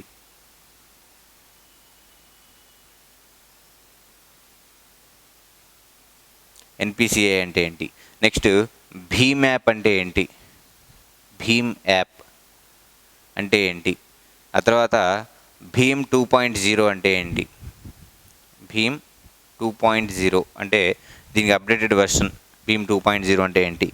ఇక ఆ తర్వాత యూపీఐ గురించి మాట్లాడుకుంటున్నాం కాబట్టి ఇదంతా యూపీఐకి సంబంధించిన కాబట్టి యూపీఐ ఇంటర్నేషనల్గా, సో ఇంటర్నేషనల్ లెవెల్లో ఏ ఏ దేశాల్లో యూపీఐని వాడుతున్నారు అనే అంశాన్ని చూద్దాం. ఇక ఆ తర్వాత డిజిటల్ ఇండియాలో క్లిక్ అయినటువంటి మరికొన్ని యాప్స్ అవేంటంటే చూడండి, ఒకటి ఉమంగ్ యాప్, ఉమంగ్ యాప్ ఒకటి క్లిక్ అయింది బాగా, ఆ ఉమంగ్ యాప్ గురించి చూద్దాం. ఆ తర్వాత కోవిన్ పోర్టల్ గురించి మనకు తెలుసు, ఈ కోవిన్ యాప్ కానీ పోర్టల్ కానీ దీని గురించి చూద్దాం. నెక్స్ట్ ఆరోగ్య సేతు, ఇది అందరికీ మనకు తెలిసిందే. ఓకే, సో కోవిడ్ టైంలో అందరూ ఇన్స్టాల్ చేసుకునే యాప్ ఇది. సో ఆరోగ్య సేతు గురించి చూద్దాం. ఓకే, సో ఆ తర్వాత డిఎన్డి, డూ నాట్ డిస్టర్బ్ 2.0, వీటి గురించి చూస్తే ఈ టాపిక్ అనేది మనకి కంప్లీట్ అయిపోతుంది. ఓకే, సో ముందుగా యూపీఐ గురించి చూద్దామండి. సో భారతదేశంలో క్యాష్లెస్ పేమెంట్స్ అనేవి ఎప్పటి నుంచి ఊపందుకున్నాయి అంటే నోట్ల రద్దు జరిగిన తర్వాత నుంచి ఈ క్యాష్లెస్ పేమెంట్స్ లేదా క్యూఆర్ కోడ్స్ ద్వారా పేమెంట్స్ అనేవి నోట్ల రద్దు జరిగిన తర్వాత నుంచే ఎక్కువగా ఊపందుకున్నాయని చెప్పుకోవచ్చు. ఎప్పుడైతే నోట్ల రద్దు జరిగినాయో అంతకుముందు అంటే అదే సంవత్సరంలోనే అంటే 2016లోనే ఈ యూపీఐని ప్రారంభించడం జరిగింది. సో అప్పుడు బ్యాంకుల దగ్గర ఉండి బారులు తీరి కొత్త నోట్లు తెచ్చుకునే టైం కంటే తెచ్చుకొని ఖర్చు పెట్టే ఇది కంటే యూపీఐ పేమెంట్స్ ఏవైతే ఉన్నాయో అవి కరెక్ట్ అని భావించి ప్రజలు అప్పటి నుంచి యూపీఐ పేమెంట్స్ అలానే క్యాష్లెస్ పేమెంట్స్ ఎక్కువగా చేయడం అనేది స్టార్ట్ అయింది. మరి అసలు ఈ యూపీఐ ఫుల్ ఫామ్ ఏంటి అంటే యూనిఫైడ్, చూడండి యూపీఐ అంటే యూనిఫైడ్, యూ అంటే unified, next payment interface, so unified payment interface. Okay, మరి ఇక్కడ మనం చెప్తున్నాం పేమెంట్ ఇంటర్ఫేస్ అనే చెప్తున్నాం. మరి పేమెంట్ ఇంటర్ఫేస్ అంటే ఈ ఇంటర్ఫేస్ని మనం ఎటువంటి యాప్లో అయినా యూజ్ చేసుకోవచ్చు. ఓకే, ఎటువంటి యాప్లో అయినా యూజ్ చేసుకోవచ్చు. అందుకనే మనకి యూపీఐ యాప్స్ అంటారు, కానీ యూపీఐ యాప్స్ అని అంటారు. సో మీరు పేమెంట్ దేని ద్వారా చేస్తున్నారు, కార్డు పేమెంట్ చేస్తారా, యూపీఐ పేమెంట్ చేస్తారా అని అడుగుతారు. మరి యూపీఐ పేమెంట్ అంటే ఇది ఒక ఇంటర్ఫేస్. అంటే మనకున్న బ్యాంక్ అకౌంట్స్ మన నెంబర్ మీద ఏవైతే మన ఆధార్ కార్డుకి మన మొబైల్ నెంబర్ ఏదైతే లింక్ అయి ఉంటుందో ఆ లింక్ అయిన నెంబర్ ఏదైతే ఉంటుందో ఆ నెంబర్కు ఉన్న బ్యాంక్ అకౌంట్స్ అన్నీ కలిపి ఒక చోట తీసుకొచ్చి పెట్టేస్తుంది. సో బ్యాంక్ అకౌంట్స్తో లింక్ అయినటువంటి ఆధార్ కార్డుతో లింక్ అయినటువంటి బ్యాంక్ అకౌంట్స్ ఏవైతే ఉన్నాయో వాటన్నిటిని తీసుకొచ్చి ఒక ప్లేస్లో ఒకే ప్లేస్లో పెడుతుంది. సో ఇక ఇక్కడి నుంచి మనం ఏ బ్యాంకుతో మనం పేమెంట్ చేయాలనుకుంటున్నామో చూసుకొని ఆ బ్యాంకుతో ఆ బ్యాంక్ అకౌంట్ని క్లిక్ చేసుకొని మనం పేమెంట్ అనేది చేస్తున్నాం. సో రెగ్యులర్గా మనం రోజు చేసేదే. బయటికి వెళ్ళి చిన్న పాన్ డబ్బా షాప్ నుంచి పెద్ద పెద్ద సూపర్ మార్కెట్లో పెద్ద పెద్ద పర్చేజులకి డిజిటల్ విధానాన్ని మనం ఈ మధ్య ఎంచుకుంటున్నాం. జస్ట్ బయటికి వెళ్ళి ఒక ₹5 పర్చేస్ చేసినా, ఒక ₹3 పర్చేస్ చేసినా కానీ స్కానర్ ఉందా అని అడుగుతున్నాం, క్యూఆర్ కోడ్ చూస్తున్నాం. ఓకే, సో ఈ యూపీఐ ఈ ఇంటర్ఫేస్ని ఏ యాప్స్ అయితే యూజ్ చేసుకుంటున్నారో వాటిని యూపీఐ యాప్స్ అంటారు. ఓకే, సో ఈ యూపీఐ యాప్స్కి బెస్ట్ ఎగ్జాంపుల్ ఏంటంటే అంటే చూడండి పేటిఎం. ఓకే, సో పేటిఎంని బ్యాన్ చేశారంటున్నారు, కాదు పేటిఎంని బ్యాన్ చేయలేదు. పేటిఎంలోనే పేటిఎం పేమెంట్స్ బ్యాంక్ని మాత్రమే బ్యాన్ చేశారు. ఓకే, సో బేసిక్గా పేటిఎంకి సంబంధించినటువంటి మాతృ సంస్థ అయిన వన్ ఇండియా ఏదైతే ఉంటుందో 197 సంథింగ్, సో దాంట్లో ఉన్న కొంత షేర్ని చైనా వాళ్ళు తీసుకోవడం వల్ల అక్కడ ట్రాన్సాక్షన్స్లో సో గవర్నమెంట్కి సంబంధించి వాళ్ళు ప్రొవైడ్ చేయలేకపోవడంతో బ్యాంక్ అకౌంట్ ఏదైతే ఉంటుందో పేటిఎం బ్యాంక్ అకౌంట్స్ దాన్ని మాత్రమే బ్లాక్ చేశారు. సో పేటిఎం యాప్ అనేది ఇంకా వర్క్ అవుతూనే ఉంది. ఓకే, సో పేటిఎం అవ్వచ్చు, నెక్స్ట్ ఫోన్పే అవ్వచ్చు, నెక్స్ట్ గూగుల్ పే లేదా జీపే లేదా ఇంతకుముందు దీన్ని తేజ్ అనే పేరుతో పిలిచారు. ఓకే, ఇంకా ఇలా రకరకాలుగా ఇక దీన్ని మనం మాట్లాడుకుంటే ప్రతి బ్యాంకు సపోజ్ ఇప్పుడు ఆంధ్ర బ్యాంక్ ఉందనుకోండి, లేదా యూనియన్ బ్యాంక్ అంటున్నారు. ఇప్పుడు ఆంధ్ర బ్యాంక్ని మనం యూనియన్ బ్యాంక్ అనుకున్నాం కదా, యూనియన్ బ్యాంక్కి సంబంధించినటువంటి వాళ్ళ బ్యాంక్కి సంబంధించిన యాప్ ఏదైతే ఉంటుందో ఆ యాప్లో కూడా యూపీఐని ఇంటిగ్రేట్ చేసుకుంటున్నారు. సో ఇది ఇంటర్ఫేస్ కాబట్టి ఏ యాప్లో అయినా ఇంటిగ్రేట్ చేసుకోవచ్చు. ఓకే, సో నేను ఇప్పుడు చెప్తూనే ఉన్నాను, మీరు ఒకసారి మీ ఫోన్లో ఉన్నటువంటి UPI apps like PhonePe are Google pay అనేది మీరు ఓపెన్ చేసి ఒకసారి మీరు చూస్తే, సపోజ్ మీ ఫోన్ ఇలా ఉందనుకోండి, మీ ఫోన్లో ఎవరికన్నా పేమెంట్ చేయాలనుకుంటే ఆ పేమెంటు సపోజ్ ఒక ₹1 కొట్టారనుకోండి, ఆ ₹1 అనేది ఇక్కడ మీ బ్యాంక్ అకౌంట్స్ అనేవి చూపిస్తూ ఉంటుంది. ఈ ₹1 ఈ బ్యాంక్ అకౌంట్స్ వరకు చూపిస్తూ ఉంటుంది. సో సెండ్ అనేది మీరు ఎప్పుడైతే కొట్టారో, అంటే అమౌంట్ ఎంటర్ చేసి మీరు సెండ్ ఏవైతే కొట్టారో అక్కడ వరకు ఉన్నది మాత్రమే ఈ యాప్లకు సంబంధించింది. అంటే ఇప్పుడు సపోజ్ మీరు ఫోన్పే అనే యాప్ ఒకటి ఓపెన్ చేసుకుంటే, ఈ ఫోన్పే యాప్ ఓపెన్ చేసి క్యూఆర్ కోడ్ ఏదైతే ఉంటుందో దాన్ని స్కాన్ చేసి, ఈ స్కాన్ చేసిన తర్వాత మీరు అమౌంట్ అనేది ఎంటర్ చేస్తారు. అమౌంట్ అనేది ఎంటర్ చేసిన తర్వాత మీరు మళ్ళీ ఈ యూపీఐ ఇంటర్ఫేస్ ఏదైతే ఉంటుందో ఈ యూపీఐ ఇంటర్ఫేస్కి వెళ్ళిపోతారు. ఓకే, మీరు స్కాన్ చేసిన తర్వాత మీరు అమౌంట్ ఎంటర్ చేసి సెండ్ కొడితే అప్పుడు యూపీఐ ఇంటర్ఫేస్కి వెళ్తారు. ఈ యూపీఐ ఇంటర్ఫేస్లో మీ అకౌంట్కి సంబంధించిన 4 అంకెల పాస్వర్డో లేదంటే 6 అంకెల పాస్వర్డో ఏదైతే పిన్ ఏదైతే ఉంటుందో ఆ పిన్నే ఎంటర్ చేస్తారు. పిన్ ఎంటర్ చేసిన తర్వాత అది ఓకే చేసుకుంటే మళ్ళీ అప్పుడు ఫోన్పే యాప్కి వస్తుంది. ఓకే, సో అల్టిమేట్గా గూగుల్ పే లేదా ఫోన్పే లేదా పేటిఎం ఎవరు వాడినా ఇంతవరకు వాళ్ళకి సంబంధించిన కోడ్ అనేది రాసుకుంటారు. అక్కడికి వచ్చిన తర్వాత యూపీఐనే వాడాలి. Okay, next PhonePe, Google Pay, next భీమ్ యాప్ అయినా కానీ చూడండి, భీమ్ యాప్ అయినా కానీ వీరు ఇక్కడ ఎంటర్ చేసేవరకే వాళ్ళకి సంబంధించిన కోడ్ ఉంటుంది. ఇక్కడ నుంచి యూపీఐకి రీడైరెక్ట్ అయిపోతుంది. ఓకే, యూపీఐ వాళ్ళు ఈ అమౌంట్ ఎంత అయితే ఉంటుందో ఆ అమౌంట్ని మనం చేసిన పాస్వర్డ్ ఏదైతే ఎంటర్ చేస్తున్నామో ఆ పాస్వర్డ్ ఎంటర్ చేసిన తర్వాత మనకు సంబంధించిన బ్యాంక్ అకౌంట్ చెక్ చేసుకుని ఆ అమౌంట్ అనేది కట్ అయిపోతుంది. ఎందుకంటే ఇక్కడ అన్ని బ్యాంక్ అకౌంట్స్ మనకి ఇక్కడ ఉన్నాయి కాబట్టి.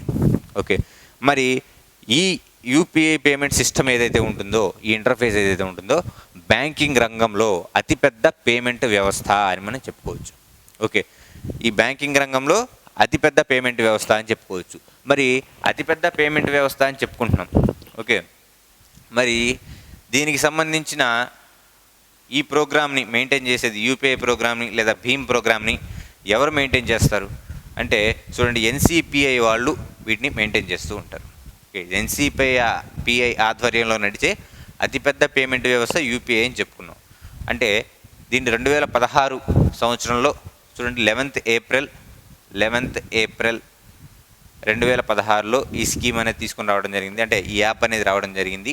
ఇది ఒక ఇంటర్ఫేస్, అన్ని బ్యాంక్ అకౌంట్లు అన్నీ ఒకే చోట ఉంటాయి. మనం ఏదన్నా యూపీఐ యాప్స్ని యూజ్ చేసుకొని మనం పాస్వర్డ్ ఎంటర్ చేస్తే అప్పుడు యూపీఐ ఇంటర్ఫేస్కి మనం రీడైరెక్ట్ అవుతాం.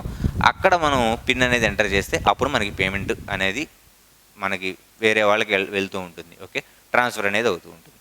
మరి దీనికోసం యూజ్ చేసుకునే యాప్సే ఈ యూపీఐ యాప్స్. మరి దీన్ని డెవలప్ చేసింది ఎవరు? ఎన్పిసిఐ వాళ్ళు. ఓకే, ఎన్పిసిఐ ఫుల్ ఫామ్ ఏంటండి అంటే national payment corporation of India. Okay, national payment corporation of India. ఇది భారతదేశంలో చూడండి ఒకసారి. సో ఎన్పిసిఐ గురించి మనం ఇప్పుడు డిస్కస్ చేసుకుందాం. సో ఎన్పిసిఐ గురించి చూసుకున్నట్లయితే ఎన్పిసిఐ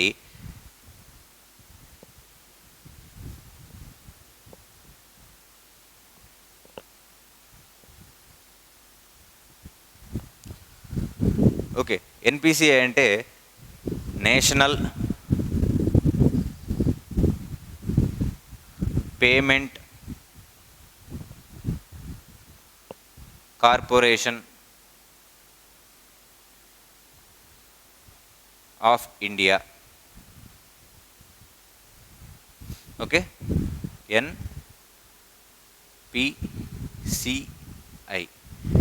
ఓకే, సో ఎన్పిసిఐ అని చెప్పి మనం చెప్పుకుంటున్నాం. మరి ఇది భారతదేశంలో ఉన్నటువంటి అత్యంత పెద్దదైన బ్యాంకు లేదా బ్యాంకింగ్ వ్యవస్థకు మూల స్తంభం అయినటువంటి ఆర్బీఐ, అలానే రిజర్వ్ బ్యాంక్ ఆఫ్ ఇండియాకి అసోసియేటెడ్గా ఉన్న చిన్న చిన్న బ్యాంకులన్నీ, మిగతా బ్యాంక్స్ ఏవైతే ఉన్నాయో అంటే రిజర్వ్ బ్యాంక్ అలానే అసోసియేటెడ్ బ్యాంక్స్, రిజర్వ్ బ్యాంక్ అలానే రిజర్వ్ బ్యాంక్కి అసోసియేటెడ్గా ఉన్న బ్యాంక్స్ ఏవైతే ఉన్నాయో ఈ బ్యాంక్స్ అన్నిటికీ వీటికి సంబంధించిన అకౌంట్స్ ఏవైతే ఉన్నాయో వాటికి సంబంధించినటువంటి పేమెంట్స్ సంబంధించిన ఇన్ఫర్మేషన్, అలానే ఆ పేమెంట్స్ ఎలా ఉన్నాయో మొత్తం కూడా ఈ ఎన్పిసిఐ చెక్ చేస్తూ ఉంటుందని చెప్పి మనం చెప్పుకోవచ్చు. ఓకే, మరి ఈ ఎన్పిసిఐ ఆధ్వర్యంలో పనిచేసే అతిపెద్ద పేమెంట్ వ్యవస్థ ఏది అంటే యూపీఐ అని మనం చెప్పుకోవచ్చు. ఓకే, ప్రతి బ్యాంక్ యాప్లో కూడా మనకి యూపీఐ ఇంటర్ఫేస్ అనేది అవైలబుల్ ఉంటుంది. ఓకే, ఒక ఫోన్పే, గూగుల్ పే ఇటువంటివే కాదు, ప్రతి బ్యాంక్ కూడా వాళ్ళ బ్యాంక్ యాప్లో మనకి ఈ ఫీచర్ అనేది ఇస్తుంది. క్యూఆర్ స్కాన్ చేసుకోవడం, లేదంటే నెంబర్ కొట్టి యూపీఐ ద్వారా పేమెంట్ చేసుకునే ఆప్షన్ ప్రతి బ్యాంక్ యాప్లో కూడా వాళ్ళు ఇంటిగ్రేట్ చేసుకోవడం జరిగిందని మనం చెప్పుకోవచ్చు. నెక్స్ట్ భీమ్ యాప్. ఓకే, సో భీమ్ యాప్ గురించి మనం మాట్లాడుకుంటే, సో భీమ్ అనేది చూడగానే మనకి ఏ పేరు గుర్తు రావాలి అంటే, భారత రాజ్యాంగానికి సంబంధించినటువంటి ముసాయిదా కమిటీ చైర్మన్ అయినటువంటి భీమ్రావ్ అంబేద్కర్ గారి పేరు మనకు గుర్తు రావాలి. చూడండి, భీమ్రావ్ అంబేద్కర్ పేరు మీద దీనికి భీమ్ అని పెట్టి పేరు పెట్టడం అనేది జరిగింది. మరి ఈ భీమ్ యాప్ని ఎప్పుడు స్టార్ట్ చేశారు అంటే డిసెంబర్ 2016 సంవత్సరంలో ఢిల్లీ, భారత రాజధాని అయినటువంటి ఢిల్లీ ఏదైతే ఉంటుందో ఈ ఢిల్లీలో జరిగినటువంటి డిజిధన్ మేళా అనే ప్రోగ్రాంలో ఎక్కడ జరిగిందండి అంటే తల్కోటోరా, చూడండి తల్కోటోరా ఢిల్లీ. ఓకే, ఢిల్లీలో ఉన్నటువంటి తల్కోటోరా స్టేడియంలో జరిగినటువంటి డిజిధన్ మేళా ఏదైతే ఉంటుందో ఆ టైంలో ఈ యాప్ని లాంచ్ చేయడం అనేది జరిగింది. ఓకే, సో ఈ భీమ్ యాప్ వచ్చేసరికి ఏంటి అంటే దీని full form, so Bhimrao Ambedkar గారి పేరు మీద పెట్టుకున్నామని చెప్పాము. మరి భీమ్రావ్ అంబేద్కర్ పేరు మీద పెట్టుకున్న ఈ భీమ్ యాప్ యొక్క ఫుల్ ఫామ్ ఏంటి అంటే, సో చూడండి, భీమ్ ఫుల్ ఫామ్ అంటే Bharat interface for money.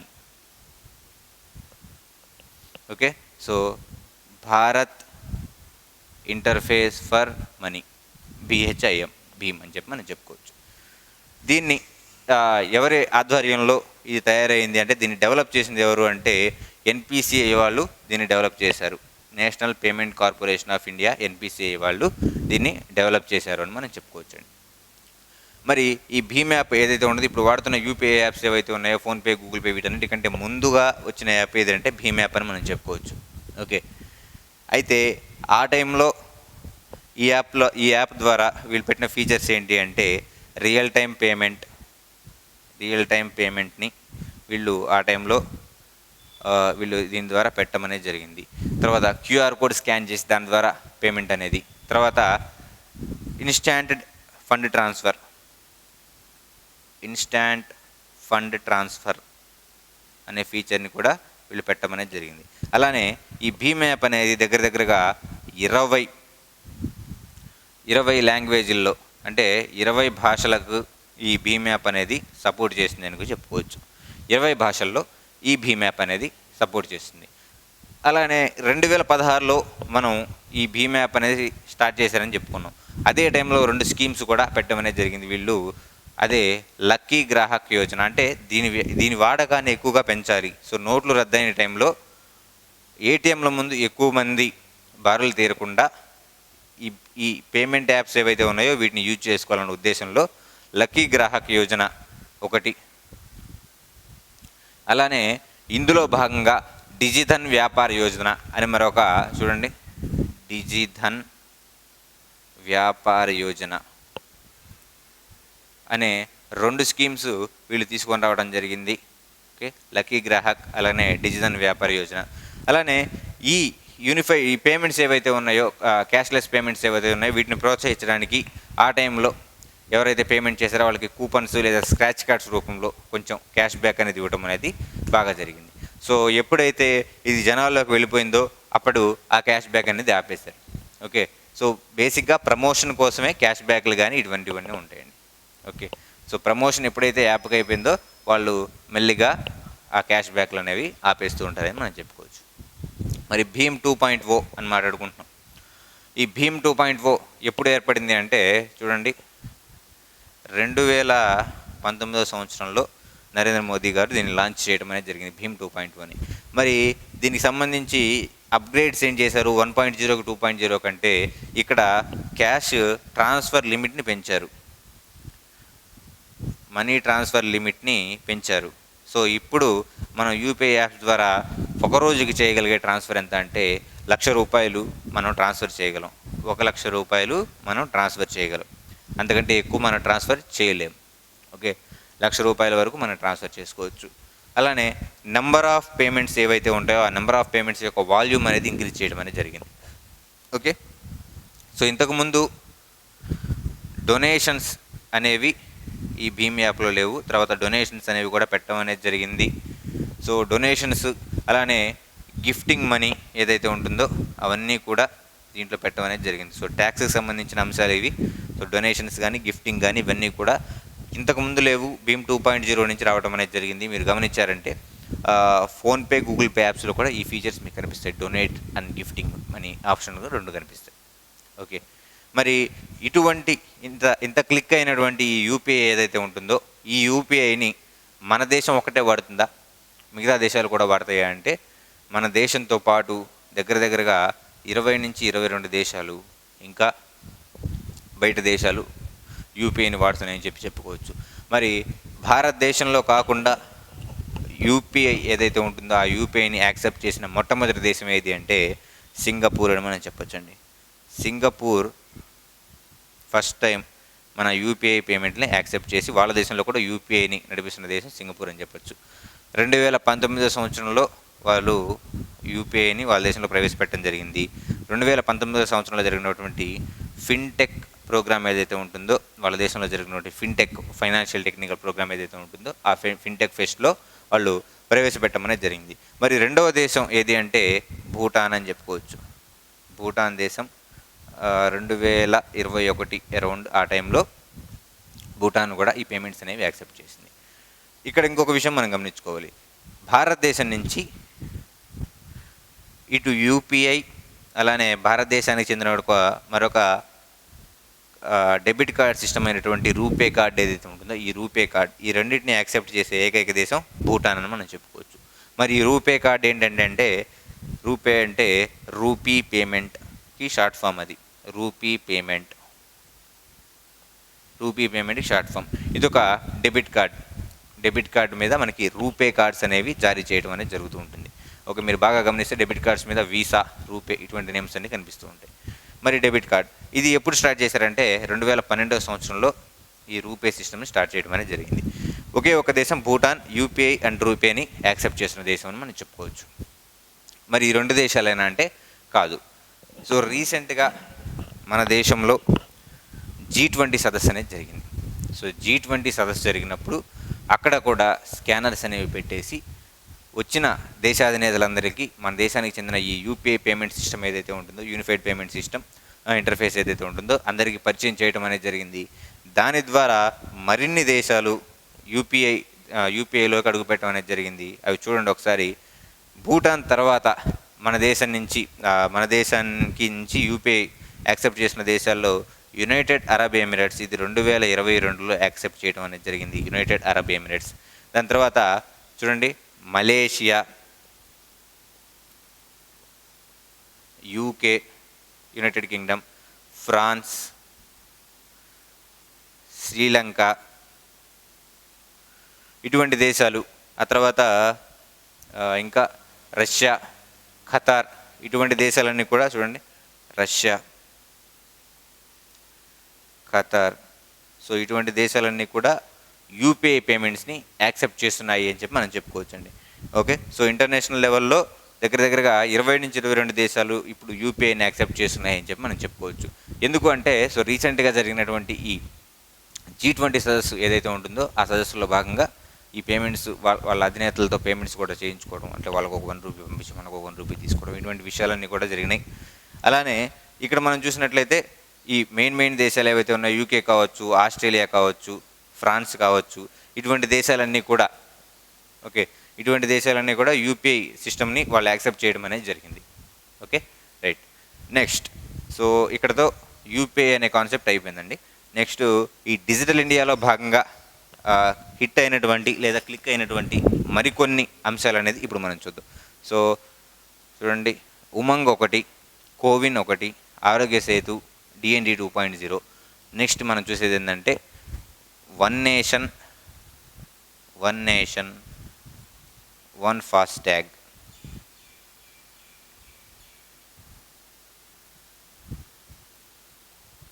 Okay. So ముందు ఈ వన్ నేషన్ వన్ ఫాస్టాగ్ గురించి చూద్దాం. సో ఇంతకుముందు మనకి కార్లు కానీ లేదా ఏదన్నా బస్సెస్లో కానీ వెళ్తున్నప్పుడు మనకి టోల్ ఫీజు అనేది మనకు కట్టించుకునేవాళ్ళు. టోల్ ఫీజు అనేది కట్టించుకునేవాళ్ళు. మరి సో బైక్లు కట్టించుకోలేండి టోల్ ఫీ బైక్లు కట్టించుకోరు. కార్లు కానీ లేకుంటే బస్సెస్ కానీ వీటికి కట్టించుకుంటారు. ఓకే. మరి ఈ టోల్ ఫీజు కట్టించుకోవటం, ప్రతిసారి ఆ గేట్ వేయటం, అక్కడికి రాగానే పేమెంట్ చేసుకోవటం, ఆ పేమెంట్ చేసి వాళ్ళంతా ఆ చేంజ్ అనేది చూసుకొని అదంతా లెక్క పెట్టుకొని ఇచ్చేసరికి చాలా టైం అయిపోవటం, వెనకాల క్యూ అనేది పెరిగిపోతూ ఉంటుంది. సో ఇవన్నీ దృష్టిలో పెట్టుకొని యూపీఐ పేమెంట్స్ ఏదైతే ఉంటాయో ఆ యూపీఐ పేమెంట్స్ని కూడా దృష్టిలో పెట్టుకొని ఒక ట్యాగ్ అనేది రెడీ చేయడం అనేది జరిగింది. దీనికే ఫాస్ట్ ట్యాగ్ అనే పేరుతో పిలవటం అనేది జరిగింది. దీన్నే ఫాస్ట్ ట్యాగ్ అనే పేరుతో పిలవటం అనేది జరిగింది. జస్ట్ వాళ్ళు ఒక చిప్ అనేది ప్రొవైడ్ చేస్తారు. ఆ చిప్ అనేది మన కారు యొక్క ఫ్రంట్ అద్దం ఏదైతే ఉంటుందో, ఫ్రంట్ మిర్రర్ ఏదైతే ఉంటుందో ఆ మిర్రర్ మీద ఒక సైడ్లో ఈ చిప్ అనేది ఉంటుంది. వాళ్ళకి సంబంధించినటువంటి అక్కడ ఉన్న కెమెరా ఏదైతే ఉంటుందో ఈ చిప్ని రీడ్ చేస్తూ ఉంటుంది. సో మనం దీంట్లో కంటిన్యూస్గా ఈ ఫాస్ట్ ట్యాగ్ రీఛార్జ్ అనేది చేసుకుంటూ ఉంటాము. ఈ చిప్ని వాళ్ళకి సంబంధించిన స్కానర్ అనేది ఒకసారి స్కాన్ చేసుకుంటుంది. స్కాన్ చేసుకొని దాంట్లో ఉన్న అమౌంట్ని కట్ చేసుకుంటుంది. కట్ చేసుకోగానే డోర్ ఓపెన్ అవ్వగానే మనం వెళ్ళిపోతూ ఉంటాం. ఇక్కడ మనం బాగా గుర్తుపెట్టుకోవాల్సిన పాయింట్ ఏంటంటే 2019 సంవత్సరం నాటికి ఈ ఫాస్టాగ్ దేశంలో ఉన్న వెహికల్స్ అన్నీ ఫాస్టాగ్లు పెట్టుకోవాలి అని చెప్పారు. కానీ ఇది పూర్తిగా అమలైంది వచ్చేసరికి 2021కి పూర్తిగా ఈ వన్ నేషన్ వన్ ఫాస్టాగ్ అనేది పూర్తిగా అమలైందని చెప్పుకోవచ్చు. ఇందులో మోస్ట్ ఇంపార్టెంట్ పాయింట్ ఏంటి అంటే మరి ఫాస్టాగ్లో ఉపయోగించే టెక్నాలజీ ఏంటి అంటే ఆర్ఎఫ్ఐడి అనే టెక్నాలజీని వాడతాం. ఓకే. ఈ చిప్ అనేది ఆర్ఎఫ్ఐడి చిప్ అని మనం చెప్పాలి. సో రేడియో ఫ్రీక్వెన్సీకి సంబంధించిన చిప్ అనేది ఇక్కడ ఉంటుంది మన వెహికల్ మీద. దాన్ని వాళ్ళు స్కాన్ చేసుకొని దాంట్లో అమౌంట్ అనేది కట్ చేసుకోవటము లేదా ఐడెంటిటీ చేయటము ఇదనేది జరుగుతూ ఉంటాయి. ఓకే. సో ఈ రేడియో ఫ్రీక్వెన్సీ చిప్ ఇది మోస్ట్ ఇంపార్టెంట్ అండి. ఇక్కడ ఫాస్టాగ్లో ఉపయోగించే చిప్ వచ్చేసరికి ఆర్ఎఫ్ఐడి రేడియో ఫ్రీక్వెన్సీ సంబంధించింది. Next Umang app.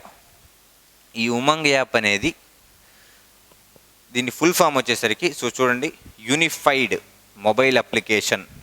Okay. Unified mobile application. మరి ఏం యూనిఫైడ్ మొబైల్ అప్లికేషన్ అంటే దీన్ని భారతదేశంలో ప్రభుత్వం ఏదైతే ఉంటుందో భారత ప్రభుత్వం అందించే వివిధ రకాలైన సర్వీసులు మొత్తం ఈ యాప్లో ఓపెన్ చేస్తే మనకి ఇలా కనిపిస్తూ ఉంటాయండి. Okay. So Atal pension Yojana కావచ్చు, మిగతా స్కీమ్లు ఏవైనా కానీ, ఓకే, మిగతా స్కీమ్స్ ఏవైనా కానీ మనకి యాప్ ఓపెన్ చేయగానే ఉమంగ్ యాప్లో కనిపిస్తాయి. సపోజ్ ఈ ఫాస్టాగ్ రీఛార్జ్ కూడా మనం ఇక్కడ చేసుకోవచ్చు. ఈ యూపీఐ ఇక్కడ ఉంటుంది. సో అన్ని రకాల ప్రభుత్వ సర్వీసులు మొత్తం ఇక్కడ అవైలబుల్గా ఉంటాయి అని చెప్పుకోవచ్చు. So unified mobile app for new age governance. Okay. Unified mobile app for new age governance. Okay. New age governance. So ఇది ఉమంగ్ యాప్ గురించి. Next CoWIN. మరి కోవిన్ యాప్ అనేది మనందరికీ తెలిసిందే. ఎందుకు వాడాము ఇది? సో కోవిడ్ టైంలో వ్యాక్సిన్స్ ఏవైతే ఉన్నాయో ఈ వ్యాక్సిన్ కోసం స్లాట్స్ బుక్ చేసుకోవడానికి మనం ఈ కోవిన్ యాప్ని వాడామని చెప్పి మనం చెప్పుకోవచ్చండి. నెక్స్ట్ ఆరోగ్య సేతు. కోవిడ్ టైంలో ఒక ప్రాంతంలో ఉన్నటువంటి కోవిడ్ కేసెస్ ఎన్ని, అటువంటి టెస్టింగ్ అలానే ట్రేసింగ్ ఈ విధానాలు ఏవైతే ఉన్నాయో ట్రేసింగ్ విధానాలు ఏవైతే ఉన్నాయో వీటి కోసం ఈ ఆరోగ్య సేతు యాప్ని యూజ్ చేయడం అనేది జరిగింది. మరి DND 2.0 అంటే ఏంటి? DND అంటే బేసిక్గా డూ నాట్ డిస్టర్బ్. సో మన మొబైల్లో కూడా DND ఆప్షన్ ఉంటుంది. ఈ DND ఆన్ చేస్తే ఏమవుతుందంటే ఇక్కడ కొన్ని ఈ యాప్ని ఇన్స్టాల్ చేసుకొని అన్నోన్ నెంబర్స్ ఏవైతే ఉన్నాయో వాటి నుంచి కాల్స్ కానీ, స్పామ్ నెంబర్స్ నుంచి వచ్చే కాల్స్ కానీ, స్పామ్ నెంబర్స్ నుంచి వచ్చే మెసేజెస్ కానీ మనం కంట్రోల్ చేసుకోవచ్చు ఈ DND యాప్ ద్వారా. ఓకే. సో ఇదే అండి టోటల్గా మనకి డిజిటల్ ఇండియా అనే లెసన్ అనేది. సో దీంట్లో భాగంగా మనం డిజిటల్ ఇండియా గురించి ఎప్పుడు స్టార్ట్ చేశారు, వాటి యొక్క పిల్లర్స్ ఏంటి, యూపీఐ పేమెంట్స్ ఏంటి, యూపీఐ పేమెంట్స్కి సంబంధించిన నెంబర్ ఆఫ్ యాప్స్ ఏంటి, అలానే డిజిటల్ ఇండియాకి సంబంధించి ఇంకా హిట్ అయిన యాప్స్ ఏంటి అనేది మొత్తం కూడా మనం ఒక లిస్ట్ లాగా చూసాం. ఓకే. మరి ఇవన్నీ చూస్తున్నాం, వీటికి సంబంధించి సెక్యూరిటీ ఎలా ప్రొవైడ్ చేసుకోగలుగుతారు అనేది నెక్స్ట్ టాపిక్లో మనం సైబర్ సెక్యూరిటీ అనే టాపిక్లో చూస్తాము. సో ఈ టాపిక్ కంప్లీట్ అయిన తర్వాత ఆ టాపిక్ చూడండి, మీకు చాలా క్లియర్గా అర్థమైంది సైబర్ సెక్యూరిటీ అనేది భారతదేశంలో దేశం స్థాయిలో ఎలా మెయింటైన్ చేస్తారు అనే విషయాన్ని మనం నెక్స్ట్ వీడియోలో చూద్దాం. Okay, thank you.